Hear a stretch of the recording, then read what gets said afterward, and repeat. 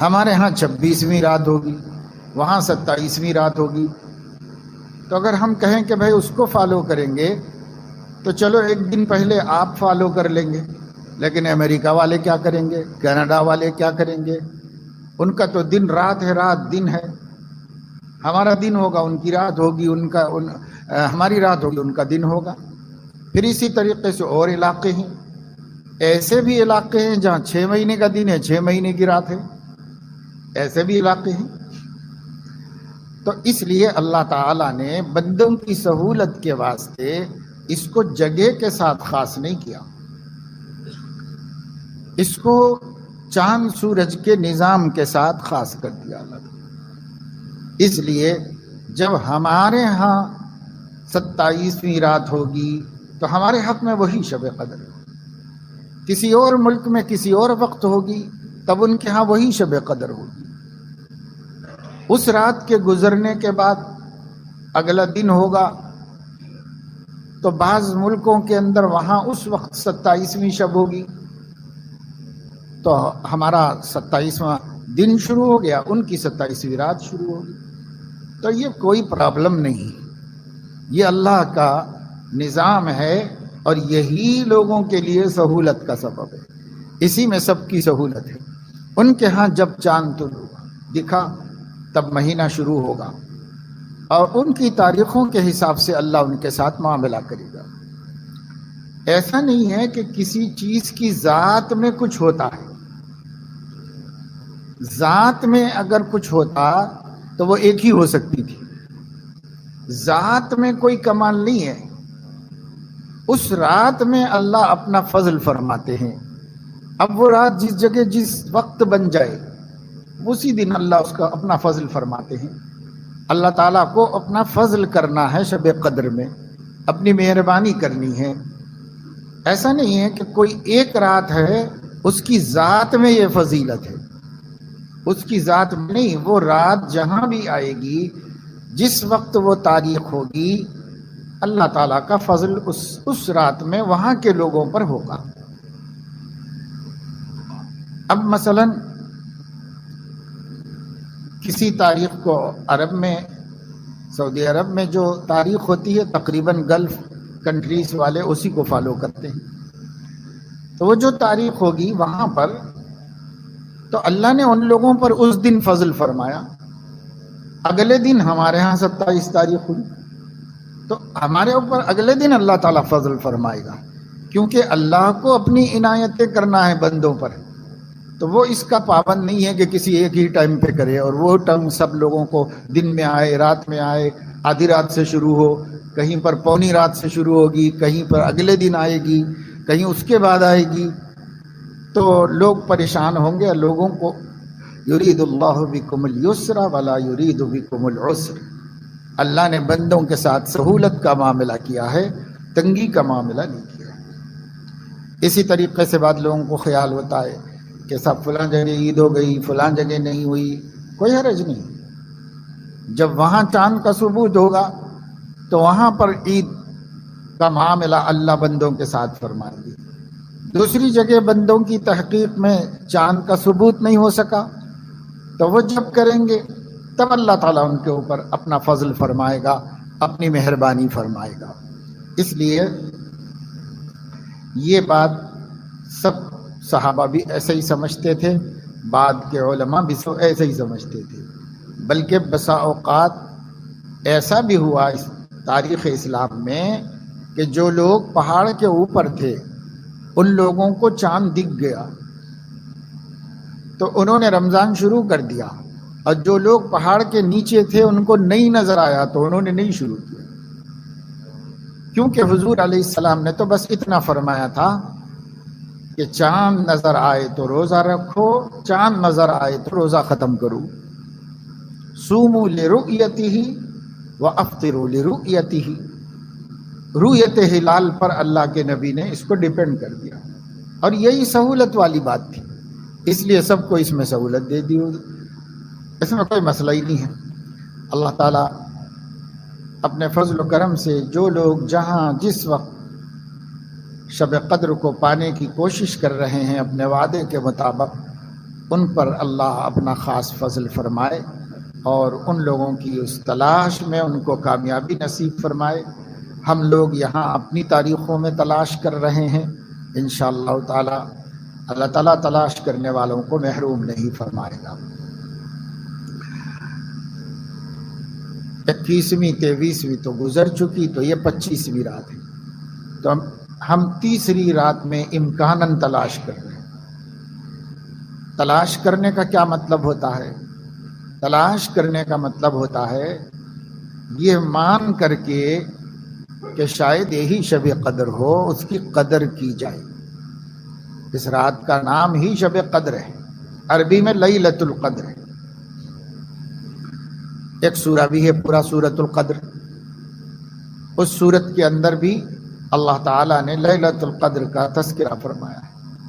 انا انزلناہ فی لیلۃ القدر وما ادراک ما لیلۃ القدر لیلۃ القدر خیر من الف شہر۔ 3 مرتبہ لیلۃ القدر لیلۃ القدر اللہ نے۔ لیلہ رات کو کہتے ہیں، القدر 2 معنی میں ہے۔ ایک ہے قدر کرنے کے قابل، جیسے اردو میں بولتے ہیں بھائی قدر کرو بزرگوں کی، قدر کرو اللہ کی نعمت کی، تو قدر کے جو معنی اردو میں ہیں، ایک تو اس معنی میں قدر کی رات ہے کہ ہمیں اس کی قدر کرنی چاہیے، کیونکہ اللہ نے اس رات کو اپنے مقدار میں، اپنی سائز میں تو اتنا ہی رکھا ہے، جیسے کل کی رات تھی ایسے ہی 25ویں رات بھی ہے، لیکن اللہ نے اس کے معیار کو بہت اونچا کر دیا، 1000 مہینے کے برابر کر دیا، یہ معیار اونچا کر دیا اللہ نے۔ تو یہ رات تو پھر واقعی قابل قدر ہو گئی، اس کی قدر کرنا اور اس کی حفاظت کرنا ضروری ہو گیا۔ اس لیے یہ لیلۃ القدر کے ایک معنی قدر کرنے کی رات، قدر کر کے اس کا فائدہ اٹھا لینے کی رات، اور دوسرے معنی قدر کے یہ ہیں کہ قدر کہتے ہیں حصہ مقرر کرنے کو۔ اللہ تبارک و تعالی شانہ لیلۃ القدر میں اپنے بندوں کے اگلے 1 سال کے تمام فیصلے کر دیتے ہیں اللہ رب العزت۔ مثلا یہ ہے کہ یہ بندہ اگلی شب قدر تک کتنا کھائے گا، کتنا پیے گا، کیا کیا کھائے گا، عمر کتنی ہوگی، اس سال، اس پورے سال میں، آنے والے پورے سال میں کتنے بچے پیدا ہونے والے ہیں اور کتنے مر جانے والے ہیں لوگ، سب کی لسٹ اللہ تیار کر کے، اللہ کی ایک کتاب ہے اس میں سب لکھا ہوا ہے، اس میں سے اللہ تعالیٰ فرشتوں کے حوالے کر دیتے ہیں۔ اللہ کی اس کتاب کا نام ام الکتاب ہے، اس کو لوح محفوظ بھی ام الکتاب بھی قرآن میں فرمایا گیا ہے، عندہ ام الکتاب، کتابوں کی ماں جو ہے، یعنی سب سے بڑی اور پہلی کتاب وہ اللہ کے پاس ہے، ام الکتاب۔ اور دوسری جگہ 30ویں پارے میں سورۃ البروج میں لوح محفوظ کہا گیا ہے۔ لوح تختی کو کہتے ہیں، محفوظ، محفوظ سب جانتے ہیں حفاظت میں جو ہے، تو خاص اللہ کی حفاظت میں ایک کتاب ہے، یمحو اللہ ما یشاء ویثبت وعندہ ام الکتاب، وہ ام الکتاب اس کے پاس ہے۔ اس کتاب میں سے 1 سال کا جو اللہ تعالیٰ کا نظام ہے بندوں کے بارے میں، کائنات کے بارے میں، ہواؤں کے بارے میں، بادلوں کے بارے میں، طوفانوں کے بارے میں، پیداوار کے بارے میں، درختوں پر لگنے والے پھلوں کے بارے میں، ہر چیز کے بارے میں جو اللہ کو مقدار مقرر کرنی ہے، وہ مقدار مقرر کر کے فرشتوں کو اللہ حوالے کر دیتے ہیں، جن کو یہ کام کرنا ہوتا ہے۔ فرشتوں کا ایک بہت بڑا گروہ ہے، بہت بڑی جماعت ہے جو کائنات میں اللہ کے سسٹم کو چلاتی ہے، تو ان کے حوالے کر دیتے ہیں۔ تو چونکہ یہ مقدار مقرر کرنے کی لیلۃ القدر کہتے ہیں، اس میں اللہ تعالیٰ سب طے کرتے ہیں۔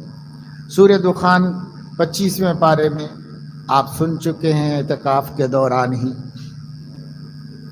اس میں اللہ تعالیٰ نے فرمایا ہے انا انزلناہ فی لیلۃ مبارکۃ انا کنا منذرین فیہا یفرق کل امر حکیم امرا من عندنا انا کنا مرسلین۔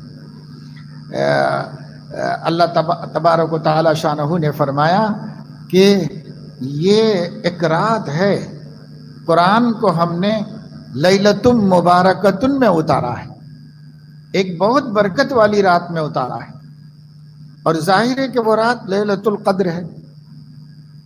چنانچہ سورۃ القدر میں یہ فرمایا انا انزلناہ فی لیلۃ القدر، اور سورہ دخان میں فرمایا انا انزلناہ فی لیلۃ مبارکۃ۔ تو مفسرین فرماتے ہیں لیلۃ مبارکہ لیلۃ القدر ایک ہی چیز ہے، ایک جگہ اس کو مبارک رات کہا اور ایک جگہ اس کو قدر کی رات کہا۔ اس میں ہوتا کیا ہے؟ فیہا یفرق کل امر حکیم، اللہ کا ہر امر محکم وہ لوح محفوظ میں سے الگ کر کے فرشتوں کو سپرد کر دیا جاتا ہے۔ یہ ہوتا ہے اس رات میں، اس لیے بھی اس کو لیلۃ القدر کہتے ہیں، اور پھر ہر اعتبار سے اس کی قدر کرنے کی ضرورت ہوتی ہے۔ رات مغرب سے شروع ہو گئی، جب ہم نے افطار کیا تو افطار سے 25ویں رات شروع ہو گئی۔ اگر اللہ کے علم میں یہ لیلۃ القدر ہے تو اس کے بھی کئی گھنٹے گزر چکے، کئی گھنٹے گزر چکے اس کے، سمجھو 6:30 بجے سے اب جا کے 11 بج رہے، اتنا وقت اس رات میں، اور یہ چلے گا کہاں تک؟ جب تک کہ طلوع فجر ہوگا، یعنی فجر کا وقت شروع ہوگا، وہاں تک یہ سلسلہ رات کا چلے گا۔ اس پوری رات میں اللہ تعالیٰ کی طرف سے بندوں کے لیے خصوصی عنایت ہوتی ہے، خصوصی تجلیات ہوتی ہیں۔ حضرت جبرائیل علیہ السلام کو اللہ تبارک و تعالی شانہ بھیجتے ہیں دنیا میں۔ اب وہی لے کے نہیں آتے، وہ طور پر آتے ہیں، برکتیں اللہ کی لے کر آتے ہیں وہ دنیا میں، ہر شب قدر کو برابر آتے ہیں، کیونکہ اللہ تعالیٰ نے فرمایا تنزل الملائکۃ والروح فیہا، شب قدر میں فرشتے اترتے ہیں زمین پر، آسمان والے، اور روح بھی اترتے ہیں۔ روح سے مراد روح القدس، یعنی یہ جبرائیل امین کا لقب ہے، حضرت جبرائیل کا۔ تو جبرائیل علیہ السلام آسمان کے فرشتوں کو لے کر اترتے ہیں۔ اب جب تک یہ رات ختم نہیں ہو جاتی روئے زمین پر رہتے ہیں۔ اب فرشتے بھی سب چھوڑ دیے جاتے ہیں سارے عالم میں، جہاں جس وقت شب قدر چل رہی ہے۔ مثلا ہمارے علاقوں کے اندر بر صغیر میں یہ 25ویں شب ہے،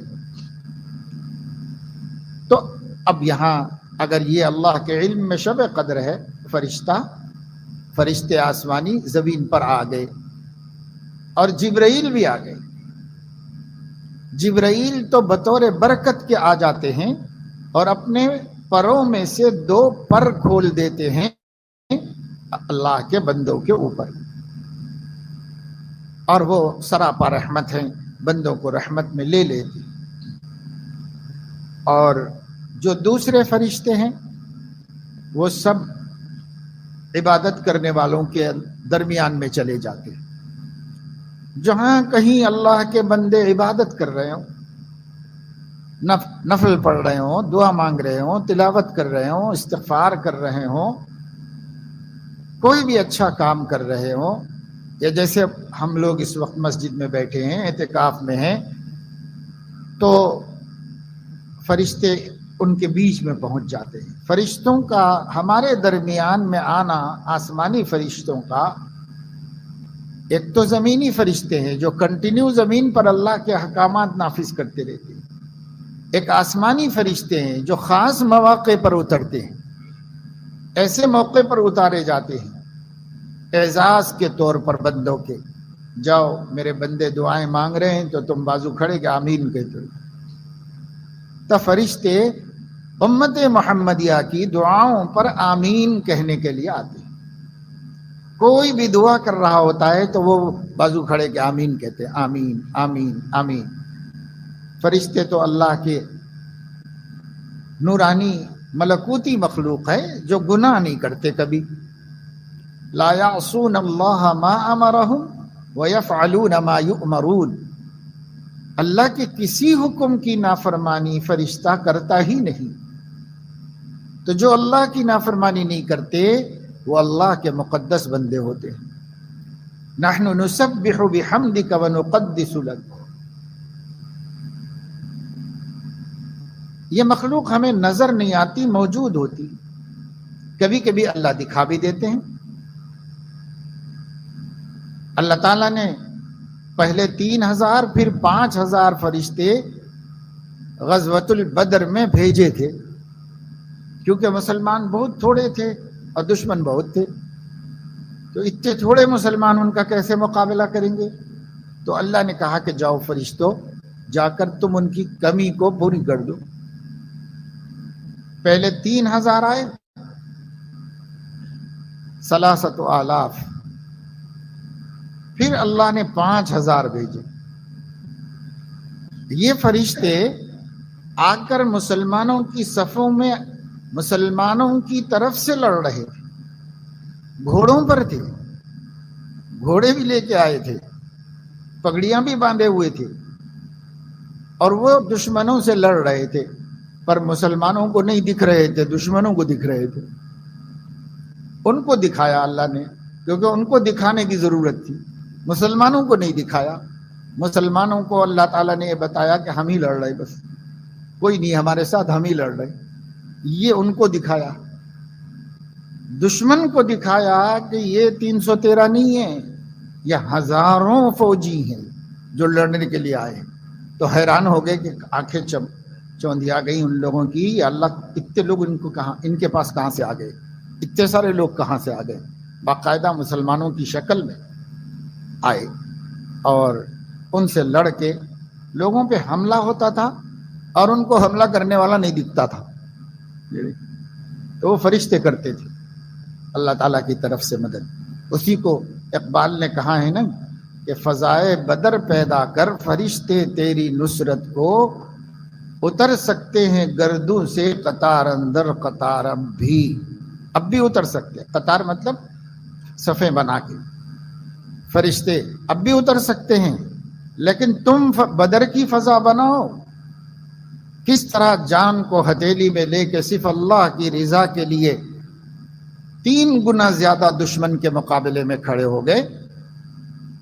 نبی سے صحابہ کرام نے کہا کہ یا رسول اللہ، ہم لوگوں نے پہلے کہا تھا ایمان لاتے وقت آپ سے کہ ہم جا کے کسی سے نہیں لڑیں گے،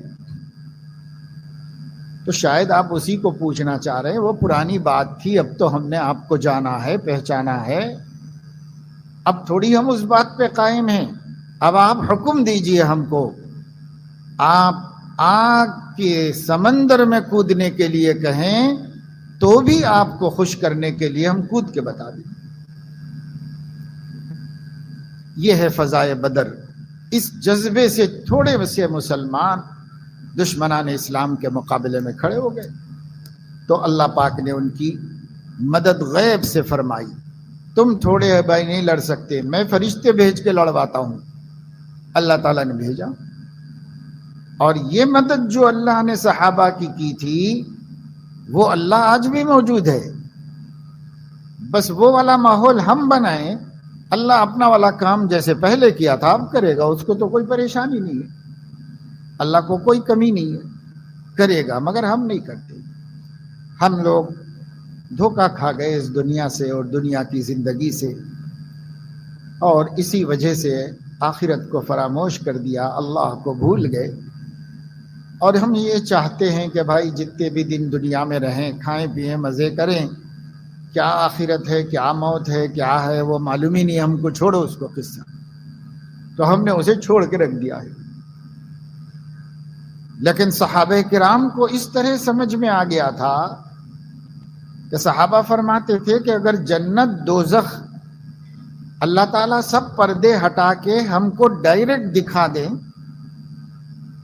اور ہم جنت دوزخ کو اس دنیا میں اپنی آنکھوں سے دیکھ لیں تو بھی جنت دوزخ کے ہونے پر ہمارا یقین ذرے کے برابر بھی بڑھے گا نہیں، جو ہم نبی کے کہنے پر مان چکے. دیکھ کے اضافہ نہیں ہوگا، دیکھنے کے بعد بھی آدمی جتنا مانتا ہے اس سے بھی زیادہ ہم نے اپنے نبی سے سن کے مان لیا ہے. اس کو کہتے ہیں ایمان و یقین. تو ایمان تو ہم لوگوں کا بھی ہے الحمدللہ، لیکن اس پہ یقین بنا ہوا نہیں. یقین بن جائے تو پھر ہم خاموش وہی کرتے رہیں گے جو ہمارے نبی نے فرمایا ہے، پھر کسی کی پرواہ نہیں کریں گے. سارا جہاں خلاف، پرواہ نہ چاہیے، مد نظر تو مرضی جانا نہ چاہیے. جانا نہ محبوب کو کہتے ہیں. ہمارے سامنے کیا رہنا چاہیے؟ ہمارے سامنے محبوب کی مرضی رہنا چاہیے. اب پوری دنیا ہمارے خلاف ہو جاتی ہے تو ہو جائے، ہمارا محبوب ہمارے سائڈ میں ہے کہ نہیں ہے، بس یہ دیکھنا. سارا جہاں خلاف، پرواہ نہ چاہیے، مد نظر تو مرضی جانا نہ چاہیے. بس اس نظر سے سوچ کے کر تو یہ فیصلہ، کیا کیا تو کرنا چاہیے، کیا کیا نہ چاہیے. پہلے یہ طے کرو کہ خوش کس کو کرنا ہے، دنیا کو یا اللہ. پہلے یہ طے کرو کہ محبوب مخلوق ہے یا میرا آقا حضرت محمد صلی اللہ علیہ وسلم ہے. کون ہے میرا محبوب؟ پہلے یہ طے کرو. اپنے محبوب کو طے کرنے کے بعد ہی تمہاری وفاداریاں محبوب کے ساتھ جڑ سکتی. اب کہنے کو محبوب ہے اللہ رسول اور حقیقت میں ہے دنیا، مال منال متاع، دنیا کی چیزیں، دنیا کے حسن و جمال، دنیا کی کرسیاں، دنیا کی ڈگریاں، دنیا کا اقتدار، دنیا کی عزت، دنیا دنیا دنیا. یہ دنیا ہماری محبوب بن گئی. حقیقت میں دل میں ہمارا محبوب کون ہے؟ تو دل میں محبوب غیر اللہ ہے. زبان پہ کون محبوب ہے؟ زبان پہ اللہ محبوب. اللہ محبوب ہے زبان پر، صرف زبان سے آگے نہیں گیا، نیچے نہیں اترا زبان. حدیث میں آتا ہے کہ قیامت کے قریب ایسے قرآن پڑھنے والے وجود میں آ جائیں گے جو بہترین قرآن پڑھیں گے، لوگ سن سن کے حیران ہو جائیں گے.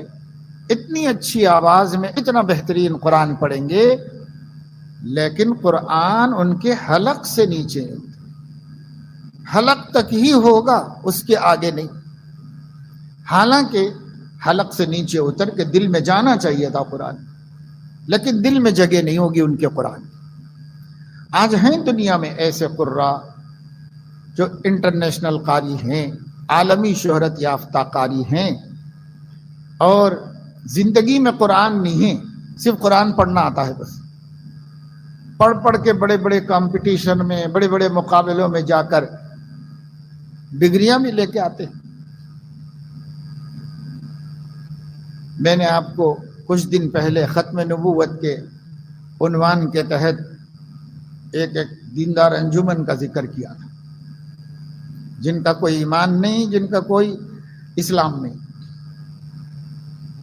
ان کے مذہب میں بھی ایک قاری صاحب تھے، بہترین قرآن. مکہ مسجد کے جلسوں میں وہی، کہیں جلسہ ہو جائے اور وہ چوک کی مسجد کے جلسوں میں، بڑے بڑے پروگراموں میں، سب جگہ وہ قاری بلایا جاتا تھا، وہ قاری سناتا تھا، جبکہ اس کا اپنا ایمان و عقیدہ بھی نہیں تھا. مگر لوگ بس اتنا دیکھتے تھے کہ قرآن اچھا پڑھتا ہے.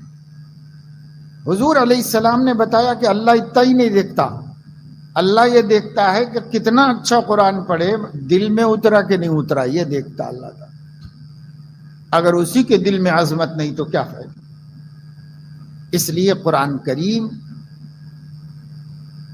کو جیسے حضور علیہ السلام نے مثال سے سمجھایا، ایسے ہی یہ ہمارا محبوب کون ہے، محبت کی باتیں زبان تک ہی ہیں، نیچے اتر ہی نہیں رہی اسے، اس کے آگے اتارو، قلب میں ہمارا محبوب کون ہے یہ طے کر لو۔ دل میں ہونا چاہیے محبوب، زبان سے چاہے نہ بولو، کوئی حرج کی بات نہیں۔ صحابہ نے کتنے جلسے کیے سیرت کے، صحابہ نے کتنے جلسے کیے حب رسول کے۔ صحابہ کرام بولنے والے لوگ نہیں تھے، کرنے والے لوگ تھے، دکھا دی انہوں نے۔ حضرت ابو بکر رضی اللہ تعالیٰ عنہ سے ان کے بیٹے دیر سے ایمان لائے، شروع میں ایمان نہیں لائے تھے وہ، اور وہ مکے والوں کی طرف سے لڑنے آتے تھے۔ تو بدر کی جو جنگ ہوئی اس میں وہ شریک تھے، اور ابھی تک مسلمان نہیں ہوئے تھے، بعد میں مسلمان ہوئے۔ جب مسلمان ہوئے تو ایسے بیٹھے بیٹھے اپنے والد سے کہا انہوں نے کہ ابا جب میں دشمنوں کی طرف سے لڑنے آیا تھا، جنگ چل رہی تھی خطرناک، کئی دفعے ایسا ہوا کہ آپ میری تلوار کے زد میں آ گئے، آپ نبی کی طرف سے لڑ رہے تھے، میں کفار مکہ کی طرف سے لڑ رہا تھا، تو میری تلوار کے زد میں کئی دفعے آپ سامنے آ گئے، اور جنگ میں کیا ہوتا ہے یہ دیکھا ہی نہیں جاتا کہ کون آیا ہے سامنے، جب سامنے والا ہے تو اس کو مارو ختم کرو۔ اس زمانے کی جگہ ایسی ہوتی، ادھر سے آیا تو اس کو ختم ہی کر دینا ہے، بس دیکھنا ہی نہیں ہے اور موقع دینا ہی نہیں۔ تو میری تلوار کی زد میں سامنے آپ آ گئے اچانک، میں نے تلوار اٹھائی مگر میرے دل میں آیا کہ میرے ابو ہیں، اس لیے پیچھے ہٹ گیا اور آپ پر وار نہیں کیا۔ تو یہ انہوں نے سنایا، بتایا کہ دیکھو کتنے سخت حالات میں بھی باپ کی محبت بیچ میں آ گئی، اور اٹھی ہوئی تلوار روک لی، باپ پہ نہیں چلائی، اگرچہ کہ باپ کا دین الگ تھا اور دونوں لڑنے کے لیے آئے تھے۔ تو حضرت ابو بکر رضی اللہ تعالیٰ عنہ نے ان کی بات سن کر فرمایا، بیٹا اچھا ہوا کہ اس وقت تم میری زد میں نہیں آئے، اگر میری تلوار کی زد میں تم آ جاتے تو بیٹا ہونے کو نہیں دیکھتا، نبی کا دشمن ہے یہ دیکھتا، اور تجھے ختم ہی کر دیتا، بچ گئے تم، میرے نظر میں نہیں آئے، قسمت میں ایمان تھا، اسلام تھا، اللہ نے بچا لیا اور دے دی۔ تم کو تو میری محبت روکی مارنے سے، مجھے تمہاری محبت نبی کی محبت کے مقابلے میں نہ روکتی، کیونکہ وہ محبت غالب تھی، اس غالب محبت سے میں تم کو ختم کر دوں۔ اس کو کہتے ہیں دل میں محبت کا آ جانا۔ دل میں محبت آ گئی تھی ان حضرات کے، زبانوں پہ نہیں، دل میں تھی۔ ایک جنگ میں غالباً غزوہ مریسیع یا بنو المصطلق کا غزوہ تھا، اس غزوے میں منافقوں کے سردار نے مسلمانوں کو لڑا دیا تھا، مسلمانوں ہی کو آپس میں لڑا دیا، انصار اور مہاجرین میں جھگڑا کرا دیا تھا۔ حضرت صلی اللہ علیہ وسلم کو معلوم ہوا تو آپ نے جا کر ان لوگوں کو سمجھایا، میں موجود ہوں، پھر تم جاہلیت کی حرکت کرو گے؟ بلا وجہ چھوٹی چھوٹی باتوں میں آپس میں لڑنا مسلمانوں کا کام نہیں ہے، یہ جاہلیت ہے۔ جاہلیت پھر کیسے آ گئی؟ سب کو احساس ہوا، سب نے اپنی غلطی مان لی اور پھر شیر و شکر ہو گئے، مل گئے۔ یہ منافق کا جو گیم تھا وہ فیل ہو گیا، وہ چاہ رہا تھا کہ اس وقت مسلمانوں کو لڑا کے خون خرابہ کرا دے ان کو، تو ہوا نہیں۔ آپ کی ایک بات نصیحت کر گئی وہ سب لوگ مل گئے. تو اس کو اور غصہ آیا اور اس نے اپنے قبیلے کے لوگوں سے کہا کہ تمہیں لوگوں نے تو ان مکے سے آنے والوں کو، ان سانپوں کو دودھ پلا پلا کے پالا ہے، تم ہی لوگ اپنے گھروں میں رکھے ہو، تم لوگ بھائیاں بنا کے ان کو اپنی جائیدادیں دیے ہو، اپنا کاروبار دیے ہو. انصار نے بڑی قربانیاں دی تھی مہاجرین کے لیے. اس پر ان کو طعنہ دیا کہ ان مہاجرین کو، ان سانپوں کو تم ہی لوگوں نے دودھ پلا پلا کے پالا ہے. اب تو خیر ٹھیک ہے، یہ معاملہ یہاں ختم ہو گیا، لیکن مدینہ جا کر پتہ چلے گا عزت والے ذلت والوں کو نکال باہر کریں گے. یعنی ہم اوس و خزرج کے لوگ مل کر مہاجرین کو نکال کے باہر کریں گے. حضور علیہ السلام کو بھی نکال کے باہر کریں. لا تنفقوا علی من عند رسول اللہ حتی ينفضوا. اب یہاں سے جانے کے بعد مہاجرین پہ کچھ خرچہ مت کرو یہاں تک کہ وہ مجبور ہو جائیں، واپس مکے کو چلے جائیں. یہ منافق نے ان لوگوں کو سکھایا، بڑھایا. تو یہ بات ایک بچے نے سن لی تھی، مسلمانوں کے ایک بچے نے سن لی تھی. اس نے جا کر اپنے چچا سے کہی. چچا نے جا کر حضور علیہ السلام کو بتائی کہ عبداللہ ابن ابی ابن سلول یوں کہہ رہا ہے. اس نے جا کر یہ بات حضور کو بتائی. حضرت علیہ السلام نے بلا کر پوچھا کیوں جی تم نے ایسی بات کہی ہے؟ کیونکہ حضور علیہ السلام تحقیق کے بغیر کوئی فیصلہ نہیں کر سکتے. بلا کے پوچھا تم نے ایسی بات کہی ہے؟ اس نے قسمیں کھائی نبی کے سامنے کہ میں نے نہیں کہی. حالانکہ کہا تھا اس نے، قسم کھا کر جھٹلا دیا اس بات کو. اللہ کے نبی نے دیکھا کہ اللہ کا نام لے رہا ہے تو خاموشی اختیار کر. اچھا ٹھیک ہے بھئی، یہ تو قسم کھا کے کہہ رہا ہے کہ نہیں کہی، تو غلط خبر پہنچی ہوگی. تو وہ چچا نے جا کر بھتیجے کو خوب ڈانٹا.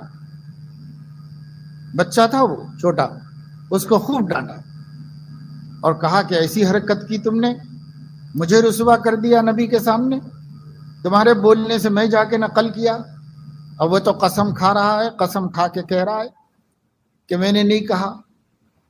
اب پھر نبی کے سامنے میرا کیا بھروسہ رہ گیا بھائی؟ میں غلط بات لا کے پہنچا دیا، غلط خبر لا کے پہنچا دیا.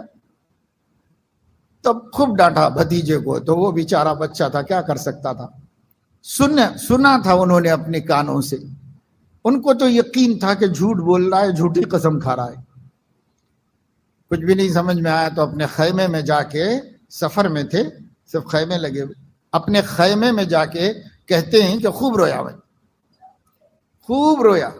اور رو رو کر میں نے اللہ تعالیٰ سے کہا کہ اللہ پاک تیرا نام لے کر مجھے جھوٹا بنا دیا، اتنا بڑا آدمی بڈھا، اب تو ہی میری سچائی کو ثابت کر دے. تو رو رو کے اللہ سے کہا انہوں نے کہ میں ذلیل ہو گیا بیچ میں. بس اس کی دعا قبول ہوئی، اس کا رونا قبول ہوا. جبرائیل امین آئے اور اذا جاءک المنافقون قالوا نشهد انک لرسول اللہ واللہ یعلم انک لرسولہ واللہ یشہد ان المنافقین لکاذبون اتخذوا ایمانہم جنتا. انہوں نے قسم کو ڈھال بنا لیا ہے اپنے بچاؤ کا. اللہ نے اس کی پوری پول کھول دی، پورا سورہ نازل ہوا، سورۃ المنافقون. تب پتا چل گیا کہ بچے نے جھوٹ نہیں کہا تھا، اس نے تو سچ کہا تھا. اور یہ بڈھا اتنا بڑا آدمی ہو کہ قوم کا سردار بن کے جھوٹ بولا، قسم کھایا، جھوٹی قسم نبی کے سامنے. منافق تھا، منافق کو کیا فرق پڑتا ہے جھوٹی قسم کھانے سے؟ ڈر تو مومن کو لگتا ہے، منافق کو کیا ڈر لگتا ہے؟ مگر اس کا پول کھل گیا پورا. تو اسی سورہ میں اللہ تعالیٰ نے یہ بتایا کہ اس نے یہ بات کہی تھی کہ مدینہ جا کر پتہ چلے گا عزت والے ذلت والوں کو نکال باہر کریں گے.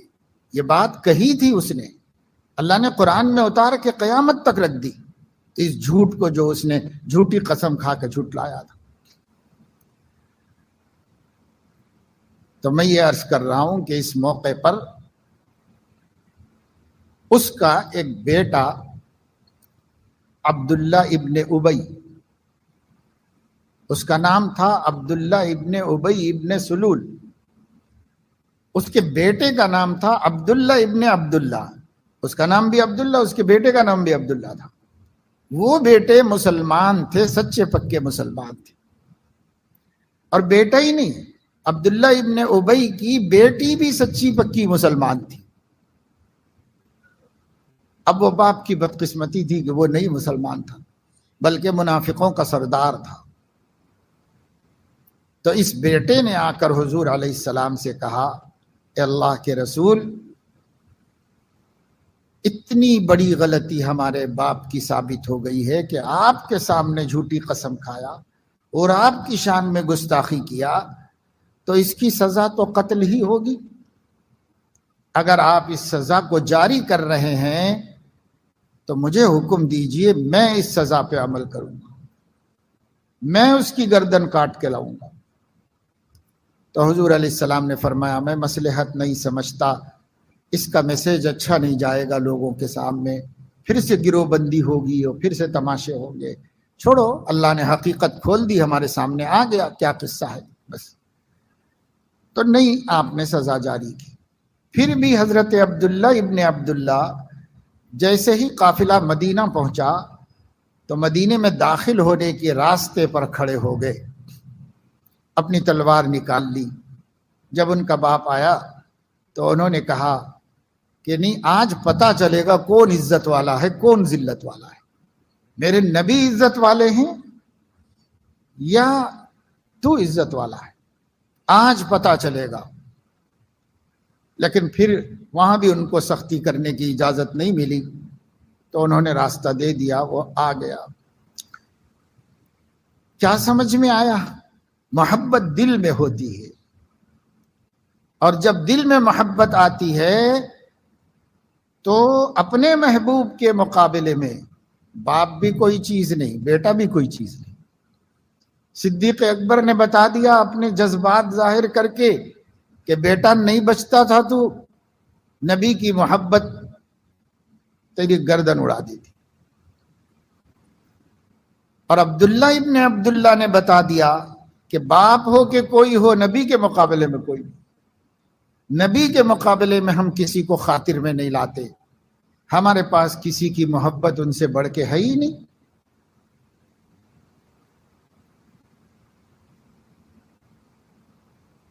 حدیث میں فرمایا گیا ہے، لا یؤمن احدکم حتی اکون احب الیہ من والدہ وولدہ والناس اجمعین. تم میں سے کوئی اس وقت تک کامل ایمان والا نہیں ہو سکتا جب تک کہ میں اس کے دل میں اس کے ماں باپ، اس کی اولاد اور پورے انسانیت سے بڑھ کر محبوب نہ ہو جاؤں، سب سے زیادہ محبوب.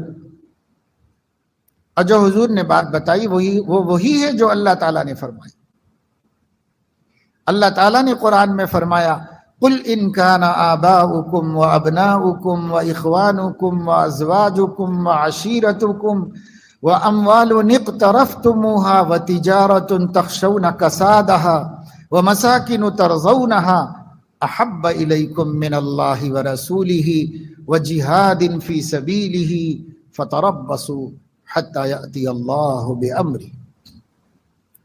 آپ کہہ دیجئے اے نبی صلی اللہ علیہ وسلم تمام انسانوں کو خطاب کر کے، قیامت تک کے مسلمانوں کو سنا دیجئے میرا یہ پیغام، اگر تمہارے ماں باپ، تمہاری اولاد، تمہاری بیویاں، تمہاری فیملی اور خاندان، تمہارا وہ مال جو تم نے جوڑ جوڑ کے رکھا ہوا ہے،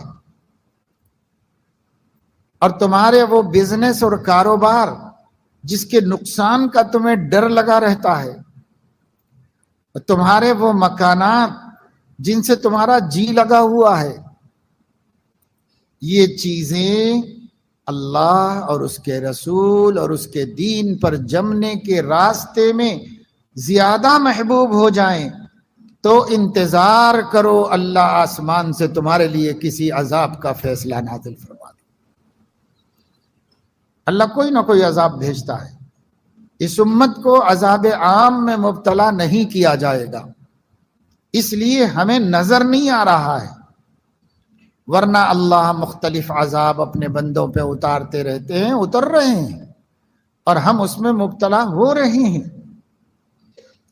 لیکن جب دل سخت ہو جاتے ہیں تو آدمی کا احساس ختم ہو جاتا ہے، احساس باقی نہیں رہتا۔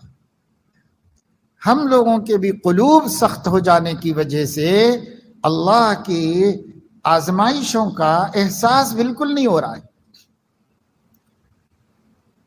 ہم دیکھ رہے ہیں کہ صاحب وقت پہ کھانا مل رہا ہے،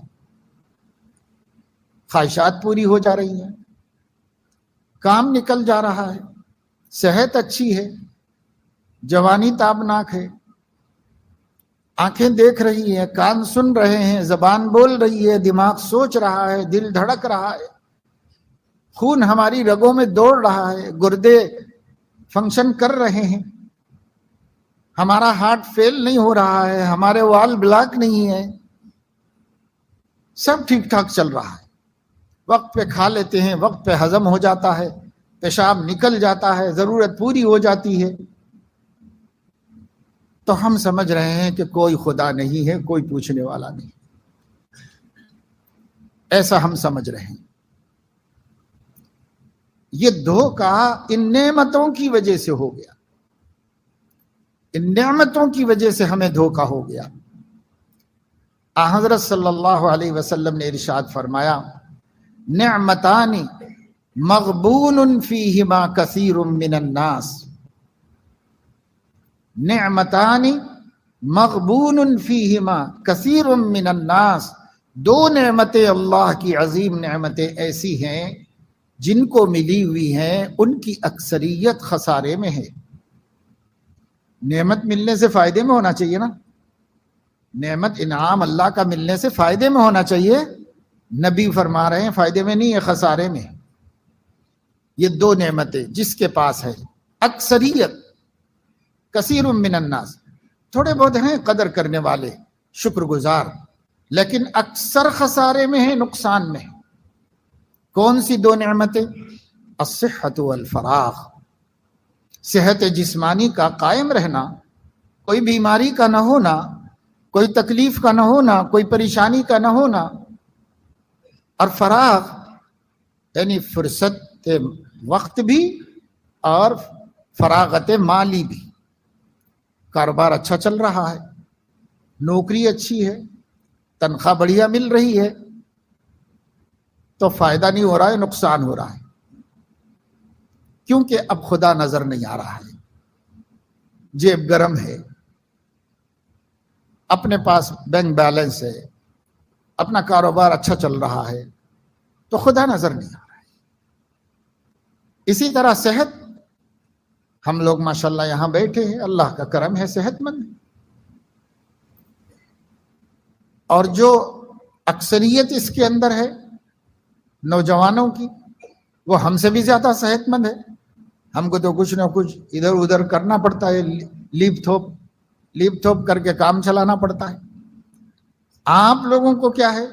ماشاءاللہ اس وقت صحت مند ہے، بالکل چل سکتے ہیں، جا سکتے ہیں، آ سکتے ہیں، کھا سکتے ہیں، ہضم کر سکتے ہیں، نظر آ رہا ہے، آنکھیں کمزور نہیں ہیں، کان کمزور نہیں ہے، سب اچھا ہے نا۔ ایک ایک نعمت ہمارے جسم میں ایسی ہے کہ اگر ایک کام نہ کرے تو ساری زندگی کا لطف ختم ہو جاتا ہے۔ میں مثال دیتا ہوں، حصی مثال، عام طور سے کبھی کبھی معدے کی گرمی کی وجہ سے منہ میں چھالے آ جاتے ہیں، کبھی زبان پہ آ جاتے ہیں، ہونٹ پہ آ جاتا ہے چھالا، تو ایک زبان پہ ہمارے چھالا آ گیا، چھوٹا سا دانہ، بالکل جوار کے برابر، باجرے کے برابر، چھوٹا سا دانہ نکل آیا، اور اس ایک دانے کے منہ میں نکل جانے کی وجہ سے کبھی حلق میں نکلتا، کبھی زبان پہ نکلتا، کبھی ہونٹ پہ آ جاتا، اس ایک دانے کی وجہ سے کھانے پینے کی ہر نعمت بے لذت ہو جاتی۔ کتنی اپنی پسندیدہ چیزیں لا کے رکھو تو کھانا چاہ رہا ہے مگر وہ دانہ ستا رہا ہے اس کو، اس کی ٹیس، اس کی تکلیف کی وجہ سے اپنی پسندیدہ ڈش رکھی ہوئی ہے اور منہ پھیر کے چلے جا رہا، اٹھ کے چلے جا رہا ہے، نہیں بھائی میں نہیں کھانا چاہ رہا ہوں، ہٹاؤ بعد میں دیکھتا ہوں۔ ذرا سا نظام بگڑا، کتنا ذرا بگڑا، اس تھوڑے سے نظام کے بگڑنے پر آپ کی سب خوشیاں خاک میں مل گئی۔ پھر بھی ہم کو غرور ہے کہ ہم ہیں کچھ، کیا ہیں بھائی؟ تم ایک دانے کا مقابلہ نہیں کر سکتے، کم سے کم 2-3 دن رہتا ہے، اس کے رہنے تک بجھے بجھے سے رہتے ہیں، بجھے بجھے سے رہتے ہیں، سب اچھا ہے پورا سر سے لے کے پیر تک، بس وہ ایک دانہ ہم کو، ہماری خوشی، ہماری زندگی کے لطف کو ختم کر دیتا ہے۔ اللہ دکھانا چاہتے ہیں اتنی بھی تبدیلی تمہارے جسم میں ہو جائے تو تم اپنے سے اس کو ختم نہیں کر سکتے جب تک کہ میرا فیصلہ اس کو ختم نہ کرے، اپنے سے ختم نہیں کر سکتے۔ کتنے پیسے خرچ ہو جاتے ہیں، دوائی استعمال کرنا پڑتا ہے، کیا کیا کرتا ہے بندہ، بے چین ہوتا ہے، پریشان ہوتا ہے۔ تو بندوں کو چاہیے نا کہ وہ سوچیں کہ یہ کس کی نعمت ہے، صحت کی نعمت کتنی بڑی نعمت ہے۔ جب بیماری آتی ہے تو آہ و فغاں کرتے ہیں، جزع و فضا کرتے ہیں، اور جب صحت ملتی ہے تو خدا کے باغی ہو جاتے ہیں، نافرمان ہو جاتے ہیں۔ تو کیوں ایسا کرتے ہیں؟ اللہ فرما رہے ہیں کہ تم لوگ رخا میں، یعنی خوشحالی کے دنوں میں مجھے یاد رکھو، میں مصیبت کے دنوں میں تمہیں یاد رکھوں گا۔ کیونکہ اللہ کو پتا ہے کہ خوشحالی میں یہ یاد نہیں رکھے گا، اللہ کو یہ خوشحالی میں بھول جائے گا۔ اللہ فرما رہے ہیں جب تم کو میں نعمتوں میں نہال رکھا ہوں، تم کو کوئی شکایت نہیں، تم کو سب چیزیں مل رہی ہیں، تم آرام میں ہو ہر اعتبار سے، تو مجھے نہ بھولو، مجھے یاد رکھو۔ میں دیکھوں گا کہ بندہ نعمتوں میں مجھے یاد رکھا ہوا ہے، تو جب بندے پہ مصیبت آئے گی میں خود اس کو یاد رکھوں۔ لیکن ہمارا مزاج یہ بن گیا ہے صرف مصیبت ہی میں خدا کو یاد کرنا ہے، نعمت میں کیوں خدا یاد آیا؟ نعمتانی مغبون فیہما کثیر من الناس، 2 نعمتیں ایسی ہیں جن کو ملتی ہیں اکثر لوگ خسارے میں ہیں۔ غبن خسارے کو کہتے ہیں، نقصان کو کہتی ہے، مغبون ہے، خسارے میں ہے، نقصان میں، لاس میں ہے۔ حالانکہ نعمت ملنے سے فائدے میں ہونا چاہیے تھا مگر خسارے میں ہے۔ کیوں؟ اس واسطے کہ اس کا مس یوز کر رہا ہے، غلط استعمال کر رہا ہے، تو خسارے میں چلے گیا۔ بجائے اللہ کو خوش کرنے کے ناراض کر دیا۔ جوانی سے اللہ کو خوش کرنا چاہیے تھا، اللہ کو ناراض کر دیا۔ صحت سے اللہ کو خوش کرنا چاہیے تھا، اللہ کو ناراض کر رہا۔ مال سے اللہ کو خوش کرنا چاہیے تھا، اللہ کو ناراض کر رہا ہے۔ تو یہ نعمتیں ملنا الٹا نقصان کا سبب ہو گیا۔ پتہ چلا کہ جو نعمتیں ہمیں ملی ہوئی ہے ہر حال میں وہ نعمت نہیں ہے، بعض حالات میں نعمت ہیں اور بعض حالات میں وہ نعمت نہیں ہے، بلکہ اللہ کا عذاب ہے، اس کی آزمائش۔ دیکھنے کو نعمت ہے لیکن اللہ دے کے آزما رہا ہے، اللہ لے کے آزما رہا ہے۔ قرآن مجید میں سورۃ الفجر میں اللہ تبارک و تعالی شانہ نے ارشاد فرمایا ہے وَأَمَّا إِذَا مَبْتَلَاهُ رَبُّهُ فَأَكْرَمَهُ وَنَعَّمَهُ فَيَقُولُ رَبِّي أَكْرَمَنِ وَأَمَّا إِذَا مَبْتَلَاهُ، فقدر علیہ رزقہ فیقول ربی اہانن، میں جب بندے کو آزمائش میں ڈالتا ہوں روزی بڑھا کر کے تو کہتا ہے اللہ کا بڑا کرم ہے میرے اوپر، اور جب میں بندے کو آزماتا ہوں روزی گھٹا کر تو کہتا ہے کہ خدا نے میرے ساتھ انصاف نہیں کیا، خدا نے میرے اوپر مصیبت ڈال دی، حالانکہ میں مالک ہوں، بڑھانا بھی میرے اختیار میں ہے، گھٹانا بھی میرے اختیار میں ہے، تم تو بندے ہو، تمہیں آزمایا جا رہا تھا۔ اس میں بھی خوشحال رہتے، اس میں بھی رہتے خوشحال۔ جیسے آپ نے سنا ہوگا کہ ایک بہت بڑے اللہ والے بزرگ کا بزنس تھا، کاروبار تھا، خود نہیں کرتے تھے، دوسروں سے کرواتے تھے، خود اپنا دین کا کام کرتے تھے، دین کی محنت میں لگے رہتے تھے۔ کاروبار جو ہے وہ پارٹنرشپ پر دیا ہوا تھا، عربی میں اس کو مزاربت کہتے ہیں، مال لگا کر دوسرا اپنا محنت کرے گا، کام کرے گا، اور دونوں فائدہ بانٹ لیں گے۔ ایسا کاروبار کرتے تھے بہت سے اللہ والے، حضرت امام بخاری بھی کرتے تھے اس طرح کا کاروبار۔ وہ خود تو حدیث پڑھانے میں لگے رہتے تھے اور ان کا کاروبار دوسرا کرتا تھا، منشی، حساب کتاب لے لیتے تھے بس۔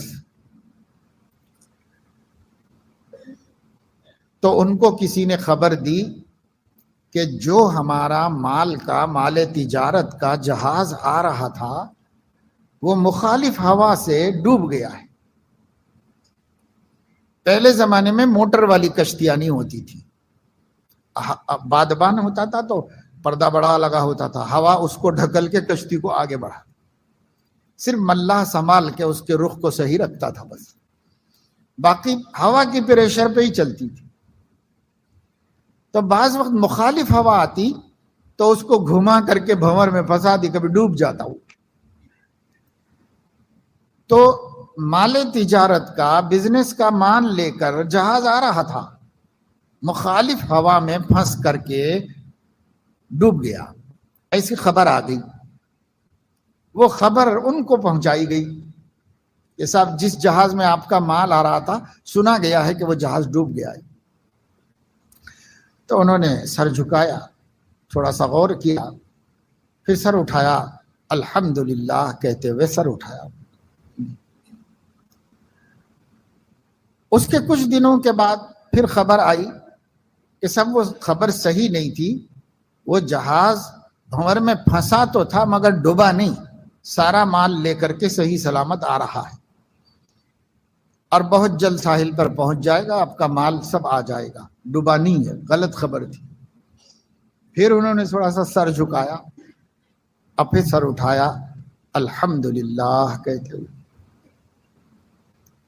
تو بعض لوگوں کو سمجھ میں نہیں آئی بات، شاگردوں کو، کہ صاحب ایک خبر تکلیف کی تھی اس پہ بھی الحمدللہ، ایک خبر خوشی کی تھی اس پہ بھی الحمدللہ۔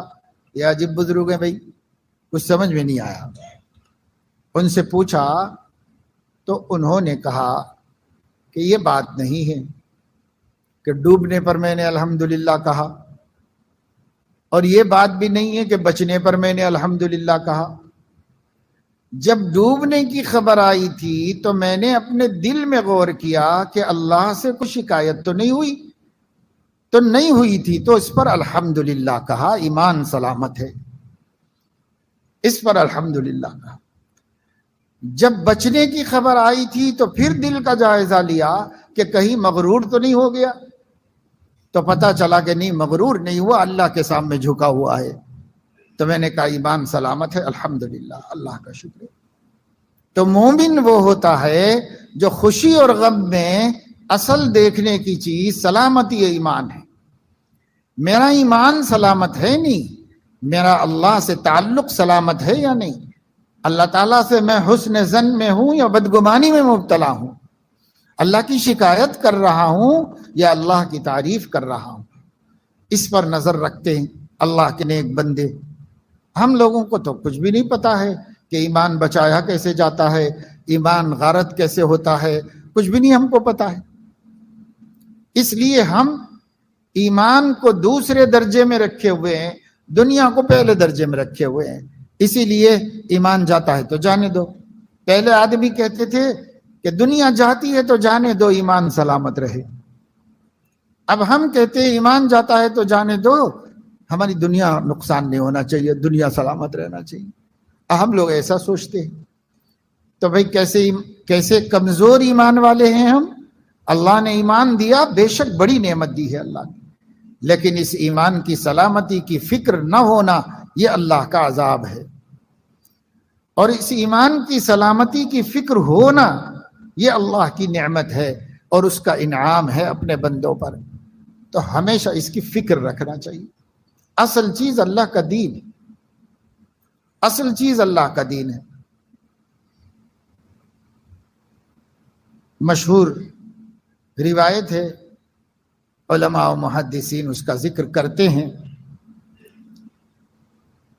انما الاعمال بالنیات کے پس منظر میں، اس حدیث کے پس منظر میں شان ورود کے طور پر مختلف باتیں بتائی جاتی ہیں.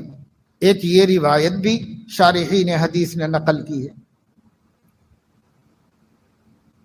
کہ ایک خاتون تھی، اس کا نام ام قیس تھا.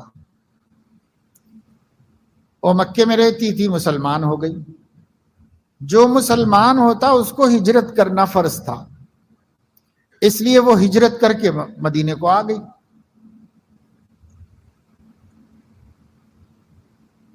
تو مکے میں اس کے محلے میں کوئی نوجوان تھا جو اس کو لائک کرتا تھا، پسند کرتا تھا، محبت رکھتا تھا.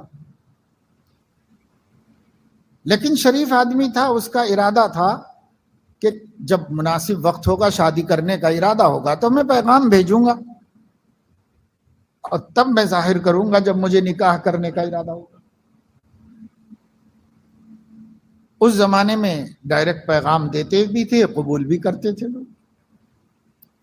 تو دل میں ہی تھی محبت، اس کی جو پسند تھی وہ دل میں ہی تھی، ظاہر نہیں کیا کبھی. مگر جب اس نے دیکھا کہ صاحب وہ مسلمان ہو کے ہجرت کر کے چلی گئی، شہر ہی چھوڑ دیا اس نے، تو اب کیسے؟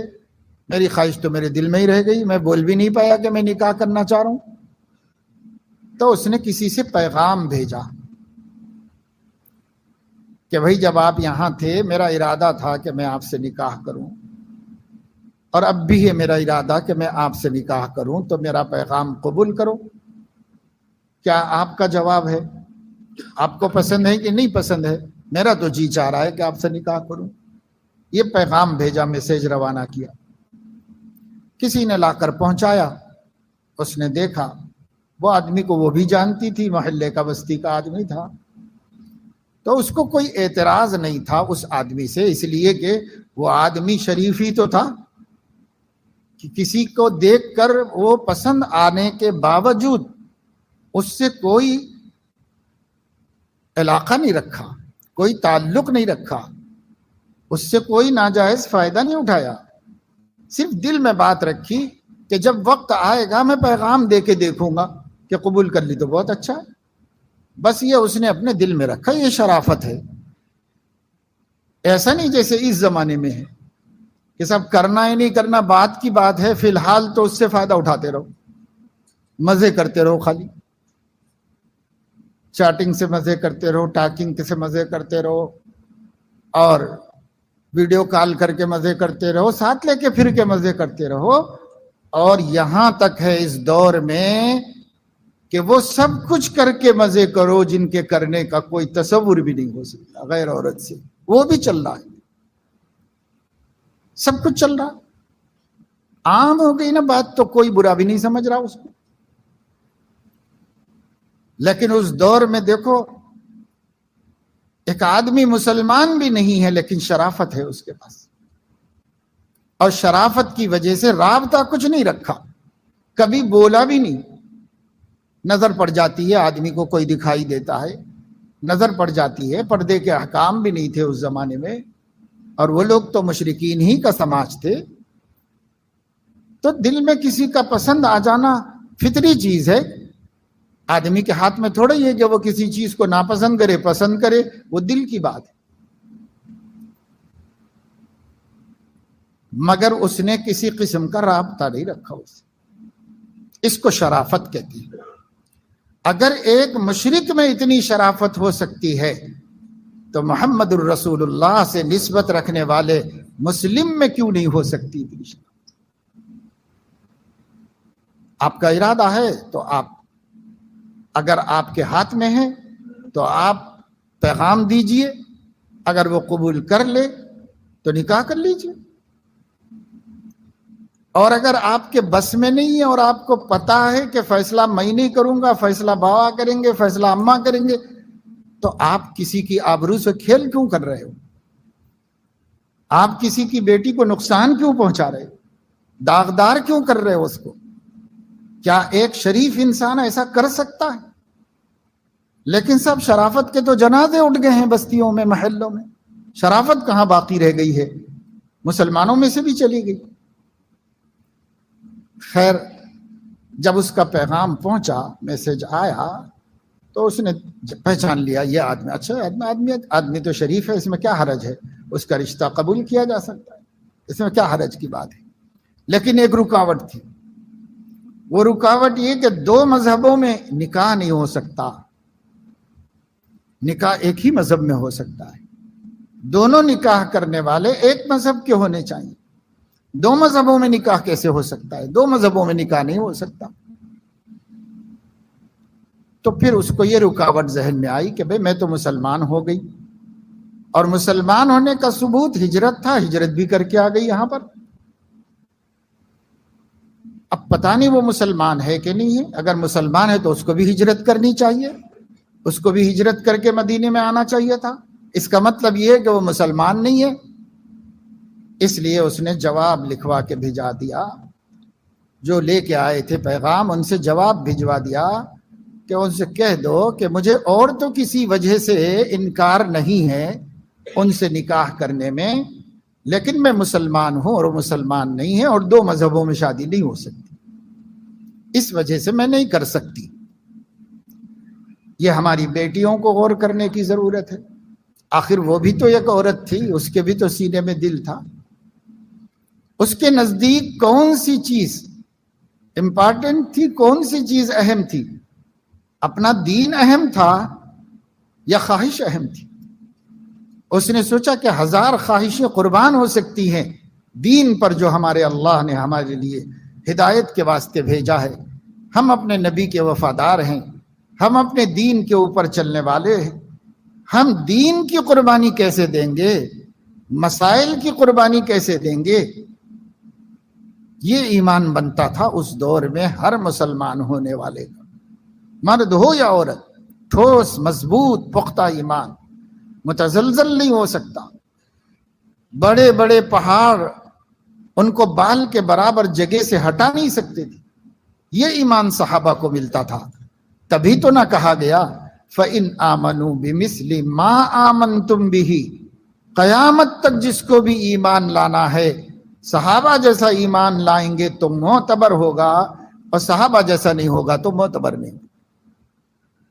ان کی طرح ایمان لانا ہوگا. معیار بنا دیا گیا، اتھارٹی اور کسوٹی بنا دیا گیا ان کے ایمان کو. یہ ایمان ایسا ہے، ایک عورت ذات ہے، ابھی مسلمان ہو کے ہجرت کر کے آئی ہے، مگر اتنا مضبوط اٹوٹ عقیدہ نہیں. بھائی سب ٹھیک ہوگا، مگر یہ ہے کہ جب تک آپ مسلمان نہیں ہیں میں رشتے کو قبول نہیں کر سکتی. آج کیسے جا کے مسلم بچیاں دین دھرم چھوڑ کے جا کے شادیاں کر رہی؟ یہ کون سا ایمان ہے؟ پتا چلا کہ ہم لوگوں نے ایمان پر محنت ہی نہیں کی. میں تو اکثر جگہوں پہ کہتا ہوں ان بچیوں کو ہم کیا برا کہیں، اس کے باپ کو برا کہنا چاہیے جس نے اس کو مسلمان کامل نہیں بنایا. مسلمان کامل سودا نہیں کر سکتا ایمان کا، جان دے سکتا ہے پر ایمان کا سودا نہیں کر سکتا، مرد ہو یا عورت. دیکھو یہ عورت کیسی ہے، صاف بات کر رہی ہے، سیدھی سیدھی بات کر رہی ہے.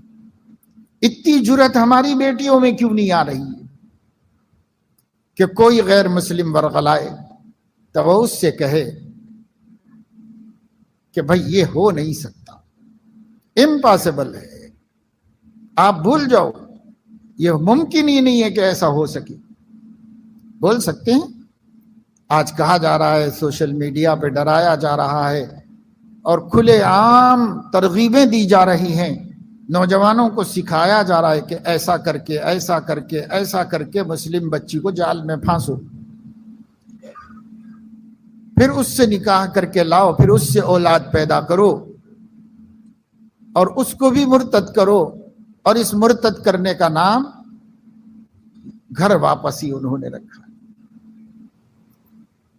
وَدَّ كَثِيرٌ مِّنْ أَهْلِ الْكِتَابِ لَوْ يَرُدُّونَكُم مِّن بَعْدِ إِيمَانِكُمْ كُفَّارًا. اللہ نے تو اہل کتاب کے بارے میں کہا تھا، لیکن ہنود جو ہیں وہ یہود کے تحت آتے ہیں. دونوں ایک ہی دماغ، ایک ہی خیال، ایک ہی سوچ، ایک ہی مزاج، ایک ہی انداز دونوں کا. یہود بھی نسل پرست ہیں، کوئی یہودی نہیں ہو سکتا، انہی کی اولاد یہودی ہو سکتی ہے. اس لیے خون کا ٹیسٹ کر کے مانتے ہیں، اس کے بغیر نہیں مانتے کسی کو یہودی. اب برہمن بھی نسلی عقیدہ رکھتا ہے کہ نسل ہی کو دیکھا جائے گا، چاہے کتنا مذہبی بن جائے، کتنا بڑا پجاری بن جائے، برہمن کی نسل سے ہے تو ہے، نہیں ہے تو اس کا کوئی وزن نہیں، کوئی ویلو نہیں اس کا. وہ ان کی سوچ، وہی ان کی سوچ. اسی طریقے سے اگر آپ دونوں کے عقیدوں کو پڑھیں گے تو سمجھ میں آئے گا کہ دونوں ایک جیسے ہیں. قرآن نے بھی دونوں کو ایک جیسے کہا ہے. اللہ تعالیٰ قرآن مجید میں ارشاد فرما رہا ہے، لَتَجِدَنَّ أَشَدَّ النَّاسِ عَدَاوَةً لِلَّذِينَ آمَنُوا الْيَهُودَ وَالَّذِينَ أَشْرَكُوا. ایمان والوں سے سخت ترین، شدید ترین عداوت رکھنے والے یہودی ہیں یا پھر مشرکین ہیں. یہی دونوں اللہ نے دونوں کو متعین کیا. ایک معنی میں اللہ رب العزت نے عیسائیوں کو ذرا نرم قرار دیا، وَلَتَجِدَنَّ أَقْرَبَهُمْ مَوَدَّةً لِلَّذِينَ آمَنُوا. ذرا مودت، ہمدردی، محبت کے اعتبار سے مومنین سے ذرا قریب ہیں ان کے مقابلے میں. ایسا نہیں کہ یہ دوست ہیں تو یہ بھی دشمن، لیکن ان دونوں کے مقابلے میں ذرا مسلمانوں کی طرف جھکاؤ ہے، ہمدردی ہے. تو ان کو ہے الذین قالوا انا نصارى، جو اپنے کو کرسچن کہتے ہیں، ان کو تھوڑی سی ہمدردی. ذالک بأن منہم قسیسین ورہبانا وانہم لا یستکبرون. ان میں تواضع ہے، تکبر نہیں ہے. ان کے اندر عبادت گزار لوگ ہیں، ان کے اندر خدا کو یاد کرنے والے لوگ ہیں، اگرچہ کہ عقیدہ صحیح نہیں ہے، لیکن تواضع کی وجہ سے، اخلاق کی وجہ سے ان کو سمجھ میں آتا ہے کہ نہیں وہی مسلمان بھی ایک انسان ہے، ان کا خیال کرنا چاہیے. ایسے ان کو سمجھ میں آتا ہے کچھ،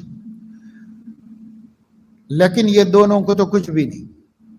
اشد الناس عداوت، اشد الناس عداوتن، لوگوں میں سب سے زیادہ شدید دشمنی رکھنے والے یہ دونوں. ہم دیکھ رہے ہیں وہاں فلسطین میں کیا ہو رہا ہے، اور ہم دیکھ رہے ہیں یہاں کیا ہو رہا ہے، سب ہم دیکھ رہے ہیں. خیر، تو سب کی خواہش کیا ہوتی ہے؟ ان کی خواہش یہ ہے کہ مسلمانوں کو ایمان کے بعد پھر سے مرتد کیا جائے، واپس ان کے دین میں باپ داداؤں کے لے جایا جائے. تو آر ایس ایس کی آئیڈیالوجی یہ ہے کہ ہندوستان میں جو باہر سے فاتحین آئے ہیں یا داعیین آئے ہیں یا تجار آئے ہیں، وہ اپنے ساتھ میں اسلام بھی لائے ہیں، اور ان کا اسلام دیکھ کر، ان کا ایمان دیکھ کر، ان کی نورانیت سے، ان کی روحانیت سے متاثر ہو کر بھارت باسی جو ہیں وہ لوگ مسلمان بنے ہیں. لاکھوں لوگ مسلمان بنے ہیں تاریخ میں. تو ان کا کہنا یہ ہے کہ یہ ہمارے ہی قوم کے لوگ ہیں جو مسلمان بنے ہیں، ہندوستانی مسلمان۔ تو وہ کہتے ہیں کہ بھئی آپ لوگ اپنے باپ داداؤں کے دین پہ آ جاؤ، اپنے باپ داداؤں کے دین پہ آ جاؤ، یہ بار بار کہتے ہیں۔ جیسے موہن بھاگوت جی کا کوئی اسپیچ اس دعوت سے خالی نہیں، ہر اسپیچ میں وہ یہ ضرور بولے گا کہ مسلمان اگر واپس آ جانا چاہیں تو اپنے گھر واپس آ جا سکتے، مسلمان اگر اپنے باپ داداؤں کے دین پہ آ جانا چاہیں تو آ جا سکتے ہیں، نہیں آنا چاہیں تو ان کی مرضی ہے، لیکن آ جانا چاہیں تو آ جا سکتے ہیں۔ یہ دعوت برابر دیتے ہیں۔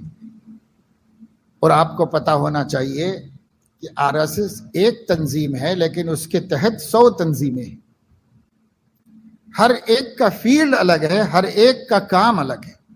پروپیگنڈا کرنے والے الگ ہیں، پیسہ وصول کرنے والے الگ ہیں، فسادات کرنے والے الگ ہیں، ایک ایک الگ الگ ٹیم بنی ہوئی ہے ان کی۔ اگر آپ ان کی تحریک کی کتابیں پڑھیں گے تو آپ کو پتہ چلے گا 100 تحریکیں اس کے ماتحت میں ہیں، سب اپنے اپنے دائرے میں کام کرتے ہیں، اور ان کو کوئی بھی نہیں سمجھتا کہ یہ RSS کے لوگ ہیں، ان کو سمجھتا بھی نہیں کوئی، دوسرے ناموں سے دوسرے عنوانوں سے کام ان کے لیے کرتے ہیں۔ ایسے میں اگر ہم بے خبر زندگی گزارتے ہیں تو بہت مشکل سے گزرنا پڑے گا۔ مسلمان سمجھداری کے ساتھ رہیں، ہوشیاری کے ساتھ رہیں، اپنے کو، پرائے کو، خیر خواہ کو، دشمن کو محسوس کریں۔ کچھ کرنے کی ضرورت نہیں ہے، لیکن آپ سمجھ کے زندگی گزاریں، ہر آدمی کے چہرے کو پڑھیں، ہر آدمی کو سمجھیں۔ یہ سمجھ کر جو شخص زندگی گزارتا ہے دھوکہ نہیں کھاتا،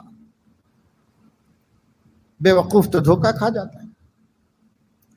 تو یہ جو سوشل میڈیا پہ پورے ملک میں پھیلا ہوا ہے، کوئی سرکاری بیان تو نہیں آیا، لیکن یہ کہ تنظیمیں بیان دے رہی ہیں، سرکار اس کو غلط نہیں کہہ رہی، سرکار نہیں کہہ رہی ایسی باتیں نہیں کرنا چاہیے۔ پہلے زمانے میں کوئی کرتا تو کہتے تھے کہ ایسی باتیں نہیں کرنا چاہیے، لیکن اس زمانے میں تو نہیں کہہ رہی سرکار۔ ہم نے تو نہیں پڑھا کہیں پر، نہ کہیں سنا کہ مرکزی سرکار، ہمارے حکمراں، بڑے بڑے لیڈر وہ یہ کہہ رہے ہوں بھائی ایسے بیانات نہیں دینا چاہیے، اس سے کسی قوم کی دل آزاری ہوتی ہے، ایسے بیانات نہیں دینا چاہیے۔ ایک بھی بیان کوئی روکنے والا نہیں، کوئی بولنے والا نہیں۔ تو گویا کہ وہ بھی یہی چاہتے ہیں کہ ایسے بیانات چلیں اور ایسا ماحول بنے۔ تو ہم اپنی بچیوں سے بات کر رہے ہیں، ہم ان کو وہ کیا کرنا چاہتے ہیں کر لو بھائی، ہمارے پاس ایسی کوئی طاقت ہی نہیں، ہم خود متحد نہیں ہے، ہم اتنے گروہ میں بکھرے ہوئے ہیں کہ ہمیں جوڑنا شاید دنیا کا کوئی عجوبہ ہو جائے، اتنے ہم بکھرے ہوئے ہیں۔ ارے بھائی جو جماعت میں ہے وہی جماعت میں رہو، جو مسلک میں ہے وہی مسلک میں رہو، وہ تمہارا اللہ کا معاملہ ہے، لیکن بحیثیت مسلمان سب ایک دوسرے کے ہمدرد اور خیر خواہ بنو نا، تاکہ ایک طاقت ہو کر ہم ہمارے دشمن کا مقابلہ کر سکیں۔ نہیں، اسی لڑ لینے میں چل رہا ہے کام پورا، اسی میں ساری محنتیں ضائع ہو رہی ہیں، اسی میں ساری صلاحیتیں صرف ہو رہی ہیں، انہی جھگڑوں کے اندر، انہی اختلافات کے اندر۔ تو انہوں نے محسوس کر لیا ہے کہ یہ مسلمان جڑنے والے نہیں، اس لیے کتنے بھی ہوں تھوڑے ہیں، کتنے بھی ہوں تھوڑے ہیں، ہمیں ڈرنے کی کوئی ضرورت نہیں۔ اور حضرت علیہ السلام نے بھی فرما دیا تھا، یہ نہیں، ان قریب قومیں تمہارے خلاف اس طرح اکٹھی ہوں گی جیسے کھانے والے دسترخوان پر اکٹھے ہوتے ہیں، ایسے اکٹھے ہوں گی قومیں۔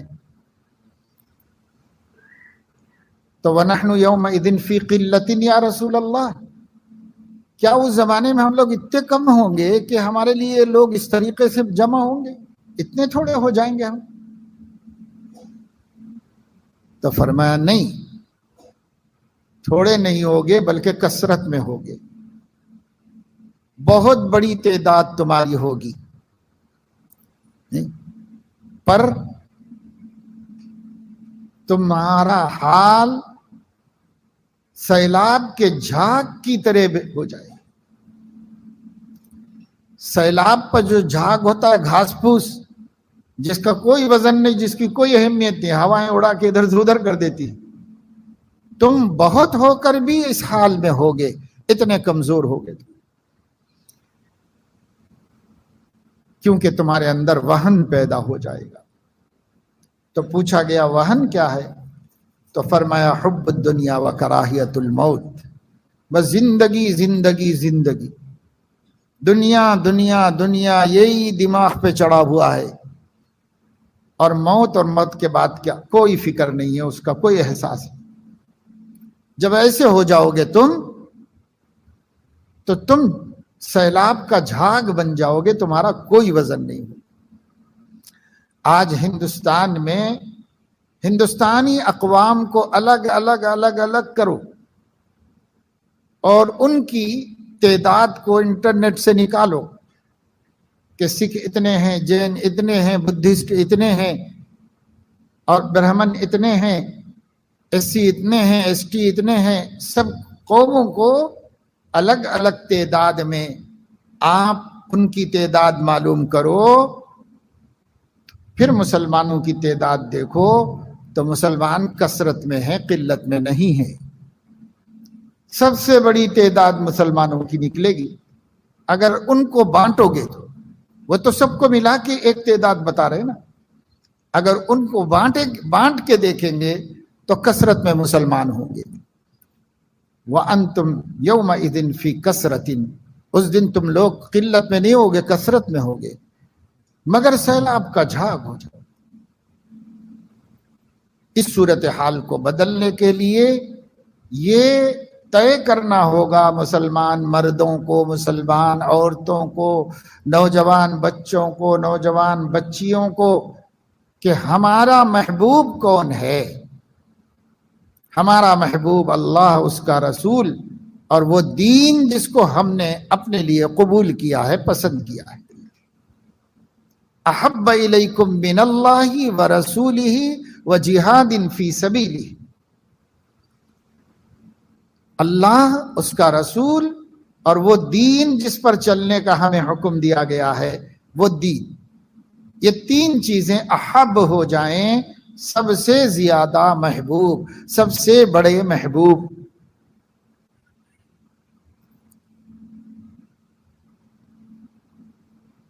اگر ہم یہ بات جان لیں، سمجھ لیں، سیکھ لیں، اور ایسی ہم زندگی گزارنے کا ارادہ کریں، یہ کاہلی، یہ لاپرواہی، یہ بے حسی،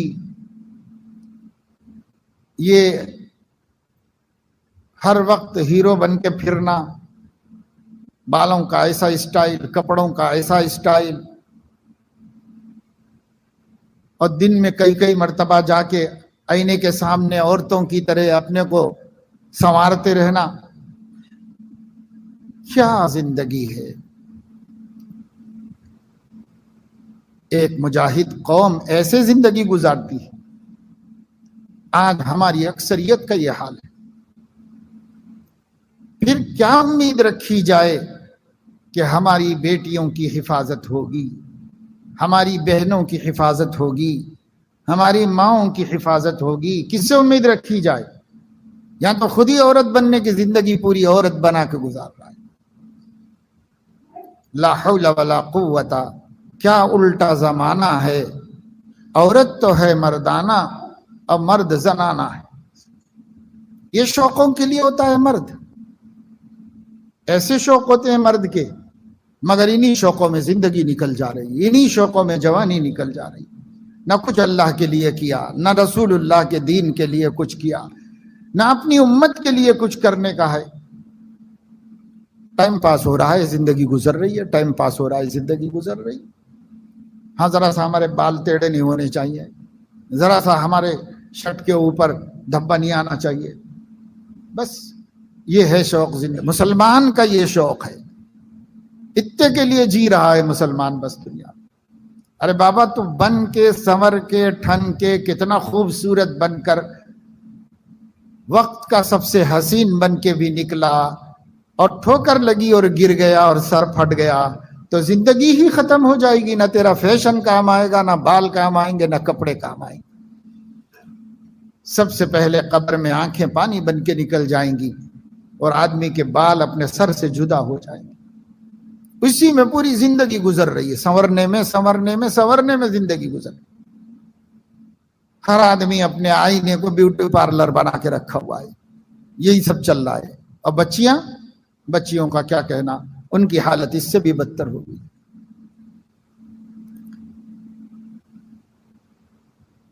یہ نہیں چلے گا میرے عزیزوں، میرے دوستوں۔ کبھی امن کے دن ہوتے ہیں تو آدمی غفلت کی نیند سوتا ہے تو سمجھ میں بھی آتا ہے کہ چلو غفلت ہو گئی، لیکن جب امن کے دن نہ ہو اور پھر بھی انسان غفلت میں زندگی گزار رہا ہو تو بڑی اللہ کی طرف سے یہ ہماری سخت آزمائش کی گھڑی ہو جائے گی۔ اس لیے اس بات کا ہمیں ارادہ کرنا چاہیے کہ ہمارے لیے سب سے محبوب 3 چیزیں ہیں: اللہ کا رسول اور اس کا وہ دین جس کو ہم نے اختیار کیا ہے۔ یہ 3 چیزیں سب سے پہلے ہیں، اس کے بعد سب کچھ ہے۔ جو بھی ہے کرو، اللہ نے اجازت دی ہے، کھاؤ پیو پہنو، جائز خواہشات پوری کرو، اللہ نے دیا ہے تو کرو، لیکن بعد میں پہلے یہ 3 چیزیں مد نظر رکھو۔ اللہ ہم سے ناراض تو نہیں، نبی ہم سے خفا تو نہیں، اور اللہ کے دین پر جمنے میں ہم سے کوئی کوتاہی تو نہیں ہو جا رہی، ہم کسی گناہ میں تو نہیں مبتلا ہو رہے، اللہ کی کوئی نافرمانی تو نہیں ہو جا رہی ہم سے۔ اس کو سوچنا، اس پر غور کرنا اور ہمیشہ اس کو سامنے رکھ کر زندگی گزارنا۔ اس کے لیے نبی کی ایک ایک سنت کو سیکھو، ایک ایک سنت کو اختیار کرو نبی پاک صلی اللہ علیہ وسلم۔ زمانے سے مت ڈرو، جتنا ڈرو گے زمانہ ڈرائے گا، اس لیے زمانے سے مت ڈرو، ایک ایک سنت نبی کی سیکھ کر ظاہر میں باطن میں اپنے نبی کی سنتوں پہ جمو۔ لوگ اپنے دین کو، اپنی پہچان کو، جو لوگ پہلے پسند نہیں کرتے تھے وہ بھی جان بوجھ کے دکھا رہے ہیں، اپنی پہچان دکھا رہے ہیں سب۔ آپ اپنی پہچان کیوں چھپا رہے ہو؟ آپ بھی اپنی پہچان دکھاؤ۔ سب حوصلہ مند ہو رہے ہیں، ہم پست حوصلہ کیوں ہو رہے ہیں؟ ضرورت ہے کہ ہم اپنے رویے کو بدلیں، حالات کو سمجھیں، اور اس سے زیادہ تو ہم آپ کو حالات سمجھا بھی نہیں سکتے، بول بھی نہیں سکتے۔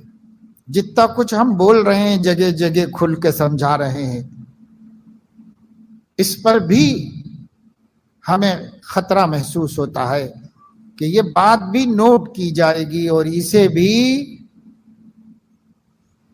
دیش کی مخالفت تعبیر کیا جائے گا۔ لیکن یہ ہے کہ جب تک بول سکتے بول رہے، تاکہ اپنی قوم جو خود سے سمجھنا چاہیے تھا نہیں سمجھ رہی ہے تو سمجھے، سمجھنے کی دعوت دے ان کو، سمجھیں وہ۔ آپ سمجھو، آپ آنکھ کھلی رکھ کر زندگی گزارو، کان کھلے رکھ کر زندگی گزارو۔ کیا آوازیں آ رہی ہیں اس کو سنو، کیا منظر دکھ رہے ہیں اسے دیکھو، اور طے کرو کہ اس کے مقابلے میں ہمیں اس وقت میں کیا کرنا چاہیے۔ سوائے اللہ کی رسی کو مضبوط پکڑنے کے آپ کے پاس کوئی دوسرا آپشن نہیں۔ اللہ کی رسی مضبوط پکڑ لو، اپنے نبی کے قدموں میں آ جاؤ، اور کتاب و سنت کو ایک بال برابر ہٹنے کے لیے تیار مت ہو۔ کتاب و سنت پر جم جائیں گے، اسی پر زندگی گزاریں گے، زمانہ ہزار خلاف ہوتا ہے تو ہو جانے دیں، لیکن ہم اپنے دین کو نہیں چھوڑیں گے۔ جب ایسا ہوگا تو انشاءاللہ اللہ ہر طاقت کو کتاب و سنت کے ماننے والوں کے سامنے جھکا دے گا۔ تھوڑا آزماتا ہے اللہ، آزمائے گا، دیکھے گا کہ نہیں بندے پختہ ہیں، بندے میرے وفادار ہیں، بندے اپنی بات پہ قائم ہیں۔ جب دیکھ لے گا اللہ تو اللہ رب العزت پھر فوراً مدد کر دے گا۔ الا ان نصر اللہ قریب، مگر بڑی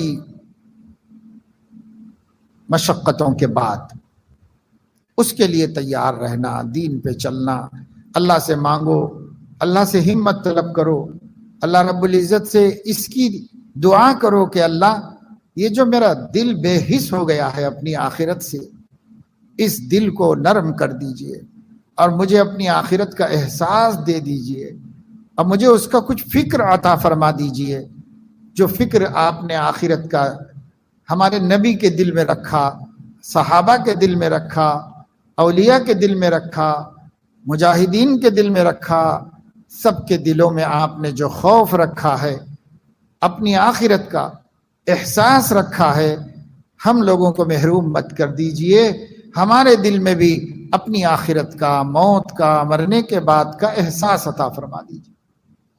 اس احساس کو زندہ رکھ کر اس کے تقاضوں کو پورا کرتے ہوئے پھر آپ اپنے نفس کے بھی جائز تقاضے پورے کر لو، کوئی حرج کی بات نہیں۔ خوشنودی کی فکر کے بغیر جو اپنے نفس کو خوش کرنے میں لگا ہوا ہے، اس پر اللہ کی مدد نہیں آئے گی، اس پر اللہ کی کوئی نصرت نہیں آئے گی۔ تو اتنی بات ہے جو روزانہ یاد دلائی جا رہی ہے، آج بھی یاد دلائی جا رہی ہے آپ کو، اسی وجہ سے کہ شاید 8-10 مرتبہ سن کر کے 10 دنوں میں ہم کچھ صحیح ارادہ اور صحیح عزم لے کر کہ ایک مسلمان بن کے جینا ہے، اس کا عزم اور اس کا ارادہ لے کر گھر جائیں گے، اور جو قوت اعتکاف کے مبارک اعمال کے ذریعے اللہ ہمارے اندر پیدا فرما رہا ہے، اس انرجی کو، اس طاقت کو استعمال کرتے ہوئے یہاں سے نکلنے کے بعد کی زندگی بھی دین والی، ایمان والی گزارنے کی ہم کوشش کریں تو اللہ تعالی ہماری مدد فرمائے گا۔ اور اگر ہم اس کے دین پہ جمیں گے تو کوئی وجہ نہیں ہے کہ اللہ مدد نہ فرمائے، ضرور مدد آئے گی اور ضرور ہمارا کام بنے گا۔ نہیں تو بھائی دیکھو، ایک دفعہ تاریخ پڑھ لو، جب لوگوں نے خدا کے ساتھ فراموشی کا معاملہ کیا، خدا نے بھی ان کو بھلا دیا، اور جب اللہ بھلا دیا تو کیا ہوا، تاریخ میں پڑھو تو اپنی جو گت بنی ہے اسے دیکھ کے رونگٹے کھڑے ہو جائیں گے، کیونکہ اللہ نے بھلا دیا۔ جاؤ حالات کے حوالے ہو جاؤ، میں نہیں چاہیے اور میری مدد نہیں چاہیے، میں نہیں چاہیے تو جاؤ خود کر لو، کیا کرنا ہے کر لو، چھوڑ دیا اللہ نے۔ جب اللہ نے حالات کے حوالے کر دیا تو وہ گد بنی ہے مسلمانوں کی تاریخ میں کہ اس کو پڑھنا بھی مشکل ہے، سننا بھی مشکل ہے۔ چھوڑ دیا اللہ نے کچھ دنوں کے لیے، لیکن پھر کچھ بندوں کی آواز پر اللہ متوجہ ہوا اور پھر اللہ تعالیٰ نے اپنی مدد بھیجی، نصرت بھیجی، تو پھر پاسا پلٹا، پھر حالات بدلے۔ اور جن کو ہمارے اوپر اللہ نے مسلط کیا تھا ہماری اینٹ سے اینٹ بجانے کے لیے، انہی کو پھر اللہ رب العزت نے اسلام کا محافظ اور مسلمانوں کا محامی بنا کر کھڑا کر دیا۔ اللہ ہے آیا یہ حقیقت، تاتار کے افسانے سے پاسباں مل گئے کعبے کو صنم خانے سے۔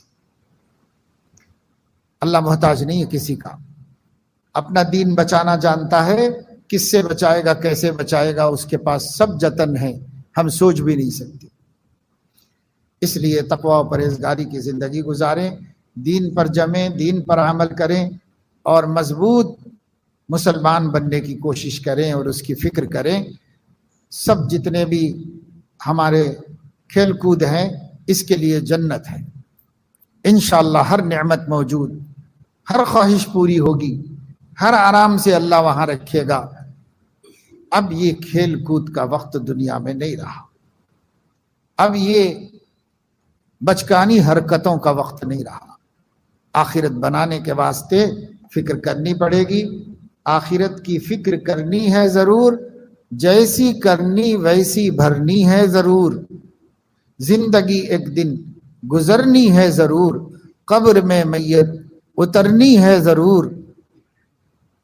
ایک دن مرنا ہے آخر موت ہے، کر لے جو کرنا ہے آخر موت ہے۔ اب اپنی مرضی ہے کہ کیا کریں اور کیسے جی۔ اللہ تعالیٰ توفیق عمل نصیب فرمائے، احساس ضیاء نصیب فرمائے، اپنی آخرت کا فکر عطا فرمائے، اپنی آخرت کو درست کرنے کے لیے اپنے نبی کے قدموں میں آنے، ان کا دامن تھام لینے، ان کے دین پر جم جانے اور ان کی سنتوں پر زندگی گزارنے کی اللہ پاک سب کو توفیق نصیب فرمائے۔ آمین وآخر دعوانا الحمدللہ رب العالمین۔ دوپہر میں ایک ادارے کے لیے اعلان ہوا تھا تو آپ لوگوں نے تعاون کیا تھا۔ یہ ایک ادارہ ہے ہندوستان کا بہت بڑا اور بہت قدیم ادارہ، جامعہ مظاہر العلوم سہارنپور۔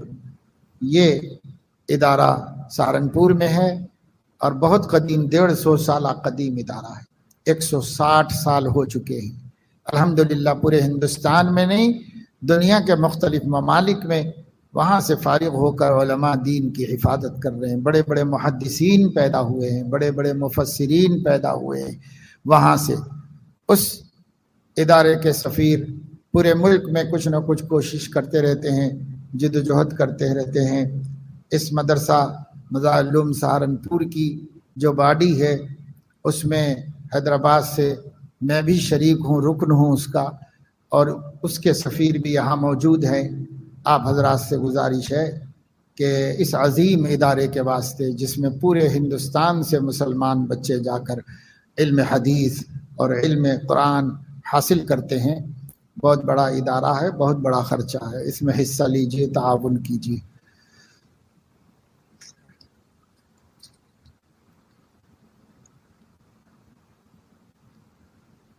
حبیب فالج کے مرض سے 4 سال سے پریشان ہیں۔ عبد القدیر کی بیوہ کو نلی کے ذریعے غذا دی جا رہی ہے۔ محسن کی والدہ کو کینسر ہو گیا ہے۔ حفیظ غوثی کو کینسر ہو گیا ہے۔ بہت سارے لوگ بیمار ہیں، بہت بچے بچیوں کے نکاح ہیں، رشتے نہیں مل رہے ہیں، دیر ہو رہی ہے، ماں باپ پریشان ہیں، وغیرہ وغیرہ۔ اللہ تعالیٰ اپنے کرم سے سب کے جائز مقاصد کی تکمیل فرمائے۔ درود شریف پڑھ لیجیے۔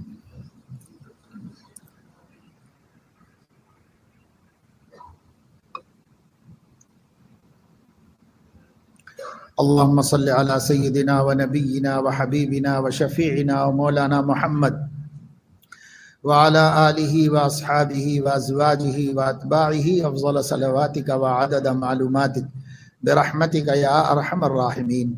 ربنا آتنا فی الدنیا حسنہ وفی الآخرۃ حسنۃ وقنا عذاب النار۔ ربنا لا تزغ قلوبنا بعد اذ ہدیتنا وہب لنا من لدنک رحمۃ انک انت الوہاب۔ ربنا افرغ علینا صبرا وثبت اقدامنا وانصرنا علی القوم الکافرین۔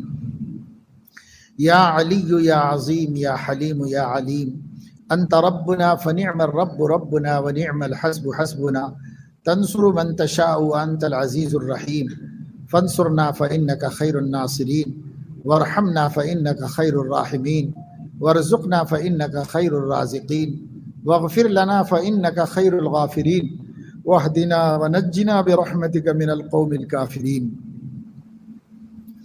اے اللہ اپنے کرم سے ہمارے گناہوں کو معاف فرما، ہماری خطاؤں لغزشوں کو درگزر فرما، ہم سب کو صراط مستقیم پر استقامت نصیب فرما، ہر خطرے سے، ہر فتنے سے، ہر فرقے سے، ہر گمراہی کی دعوت سے ہمارے بچوں کی، امت مسلمہ کی حفاظت فرما۔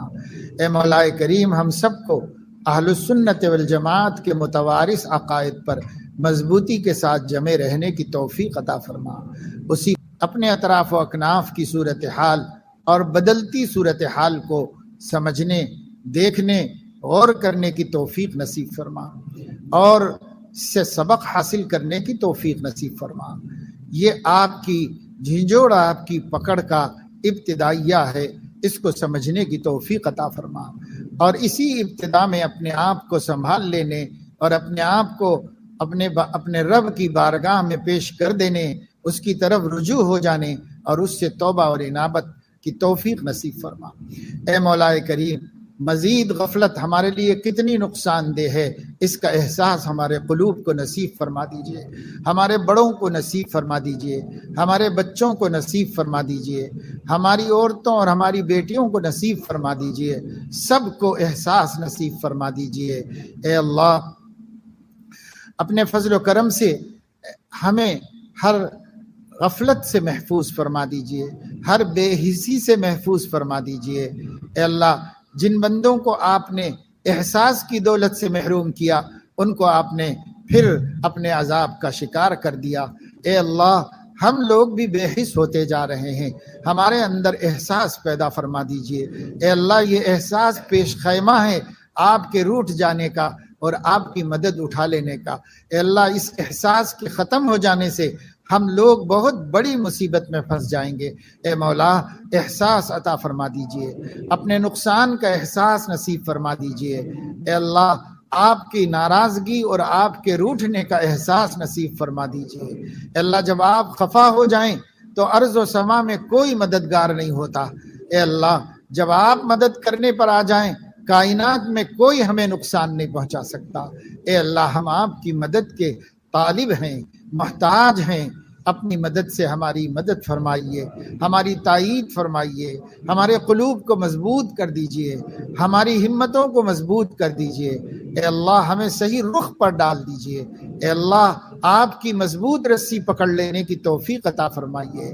اے اللہ، ہمیں یہ یقین عطا فرما دیجئے کہ کتاب و سنت کی اتباع کے علاوہ ہمارے لیے نجات کا کوئی راستہ نہیں ہے، اس کا یقین نصیب فرما دیجئے، اور ہمیں کتاب و سنت کا متبع بنا دیجئے، اپنے نبی کے رستے پر چلنے کا شوق پیدا کر دیجئے، دین پر ثبات عطا فرمائیے، ہماری بیٹیوں کی حفاظت فرمائیے، ہماری بہنوں کی حفاظت فرمائیے۔ جو سازشیں اور شرارتیں کی جا رہی ہیں، ان کے اثر سے اپنے سماج کو محفوظ رکھنے کے لیے دین والی محنتیں کرنے کی توفیق عطا فرمائیے، گھر گھر اللہ کے دین کا پیغام پہنچانے کی توفیق نصیب فرمائیے۔ اے اللہ، اپنے اپنے گھروں میں دین کی تعلیم، دین کی تربیت، صحابہ کے واقعات، صحابیات کے واقعات کے ذریعے، انبیاء کے واقعات کے ذریعے، قصص القرآن کے ذریعے اپنے گھروں میں ایمان و یقین کا ماحول بنانے کی توفیق عطا فرمائیے، اپنے بچوں کے ایمان و یقین کو مضبوط کر لینے کی توفیق عطا فرمائیے۔ اے مولا کریم، کرم کا، رحم کا، عافیت کا، نصرت کا معاملہ فرمائیے۔ اے مولا، اس رات میں آپ ہمیں اپنی خاص رحمت و عنایت کا حقدار بنا دیجئے۔ اے مولا کریم، اتنے سارے لوگ یہاں مسجد میں 24 گھنٹے پڑے ہوئے ہیں، اسی لیے کہ شب قدر سے محروم نہ ہو جائیں۔ اے اللہ، اگر آپ کے علم میں یہ شب قدر ہے، ہم میں سے کسی کو محروم نہ فرمائیے، ہمیں بچی ہوئی رات کی قدر کرنے کی توفیق عطا فرمائیے، اس میں آپ سے لو لگانے کی توفیق عطا فرمائیے، ایسے کام جو آپ سے دور کرنے والے ہیں ان سے بچنے کی توفیق عطا فرمائیے۔ اے اللہ، سب کو اپنے اپنے بستروں پر اور اپنی اپنی جگہوں پر پہنچ کر آپ کے حضور سجدہ کرنے، آپ کے قدموں میں سر رکھنے، آپ کے سامنے آنسو بہانے، آپ کے سامنے گریہ وزاری کرنے کی توفیق عطا فرمائیے۔ اے اللہ، بندوں کے آنسو آپ کی رحمت کو کھینچتے ہیں، اس کا ہمیں یقین نصیب فرمائیے۔ اے اللہ، ہمیں اپنے سامنے گڑ گڑانے کی توفیق عطا فرمائیے، فضول کام کرنے سے ہماری حفاظت فرمائیے۔ اے اللہ، ایک ایک مبارک رات کو جو گزرتی چلی جا رہی ہے، بچا لینے کی توفیق عطا فرمائیے، اس سے فائدہ اٹھا لینے کی توفیق عطا فرمائیے۔ ہماری عورتوں کو، ہماری بچیوں کو اپنے اپنے گھروں میں بیکار وقت ضائع کرنے کے بجائے خاص طور سے یہ بچی ہوئی رات، 25ویں تاک رات، یہ بچی ہوئی رات کو خاص طور سے پوری استعمال کر لینے کی توفیق عطا فرمائیے۔ اے اللہ، سب کو، ہماری عورتوں کو بھی، ہمارے بچیوں کو بھی اپنے کرم سے، اور جو لوگ ہماری آواز سن رہے ہیں، جہاں جہاں سے سن رہے ہیں، سب کو اپنے حضور میں حاضر ہونے کی، اپنے سامنے گڑ گڑانے کی توفیق نصیب فرما۔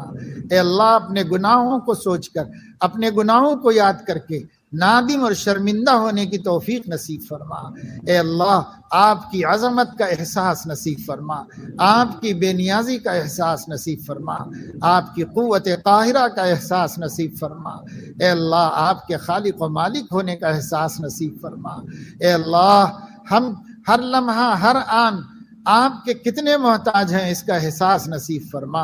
اے اللہ ایسے مالک مہربان کی بغاوت کرنے سے، نافرمانی کرنے سے، اس کی چوکھٹ سے دور بھاگ جانے سے ہم سب کی حفاظت فرما۔ اے مولا کریم کرم کا، رحم کا، عافیت کا، نصرت کا معاملہ فرما۔ اللہم انک عفو کریم تحب العفو فاعف عنا، اللہم انک عفو کریم تحب العفو فاعف عنا، اللہم انک عفو کریم تحب العفو فاعف عنا برحمتک یا ارحم الراحمین۔ سبحان ربک رب العزة عما یصفون وسلام علی المرسلین والحمد للہ رب العالمین۔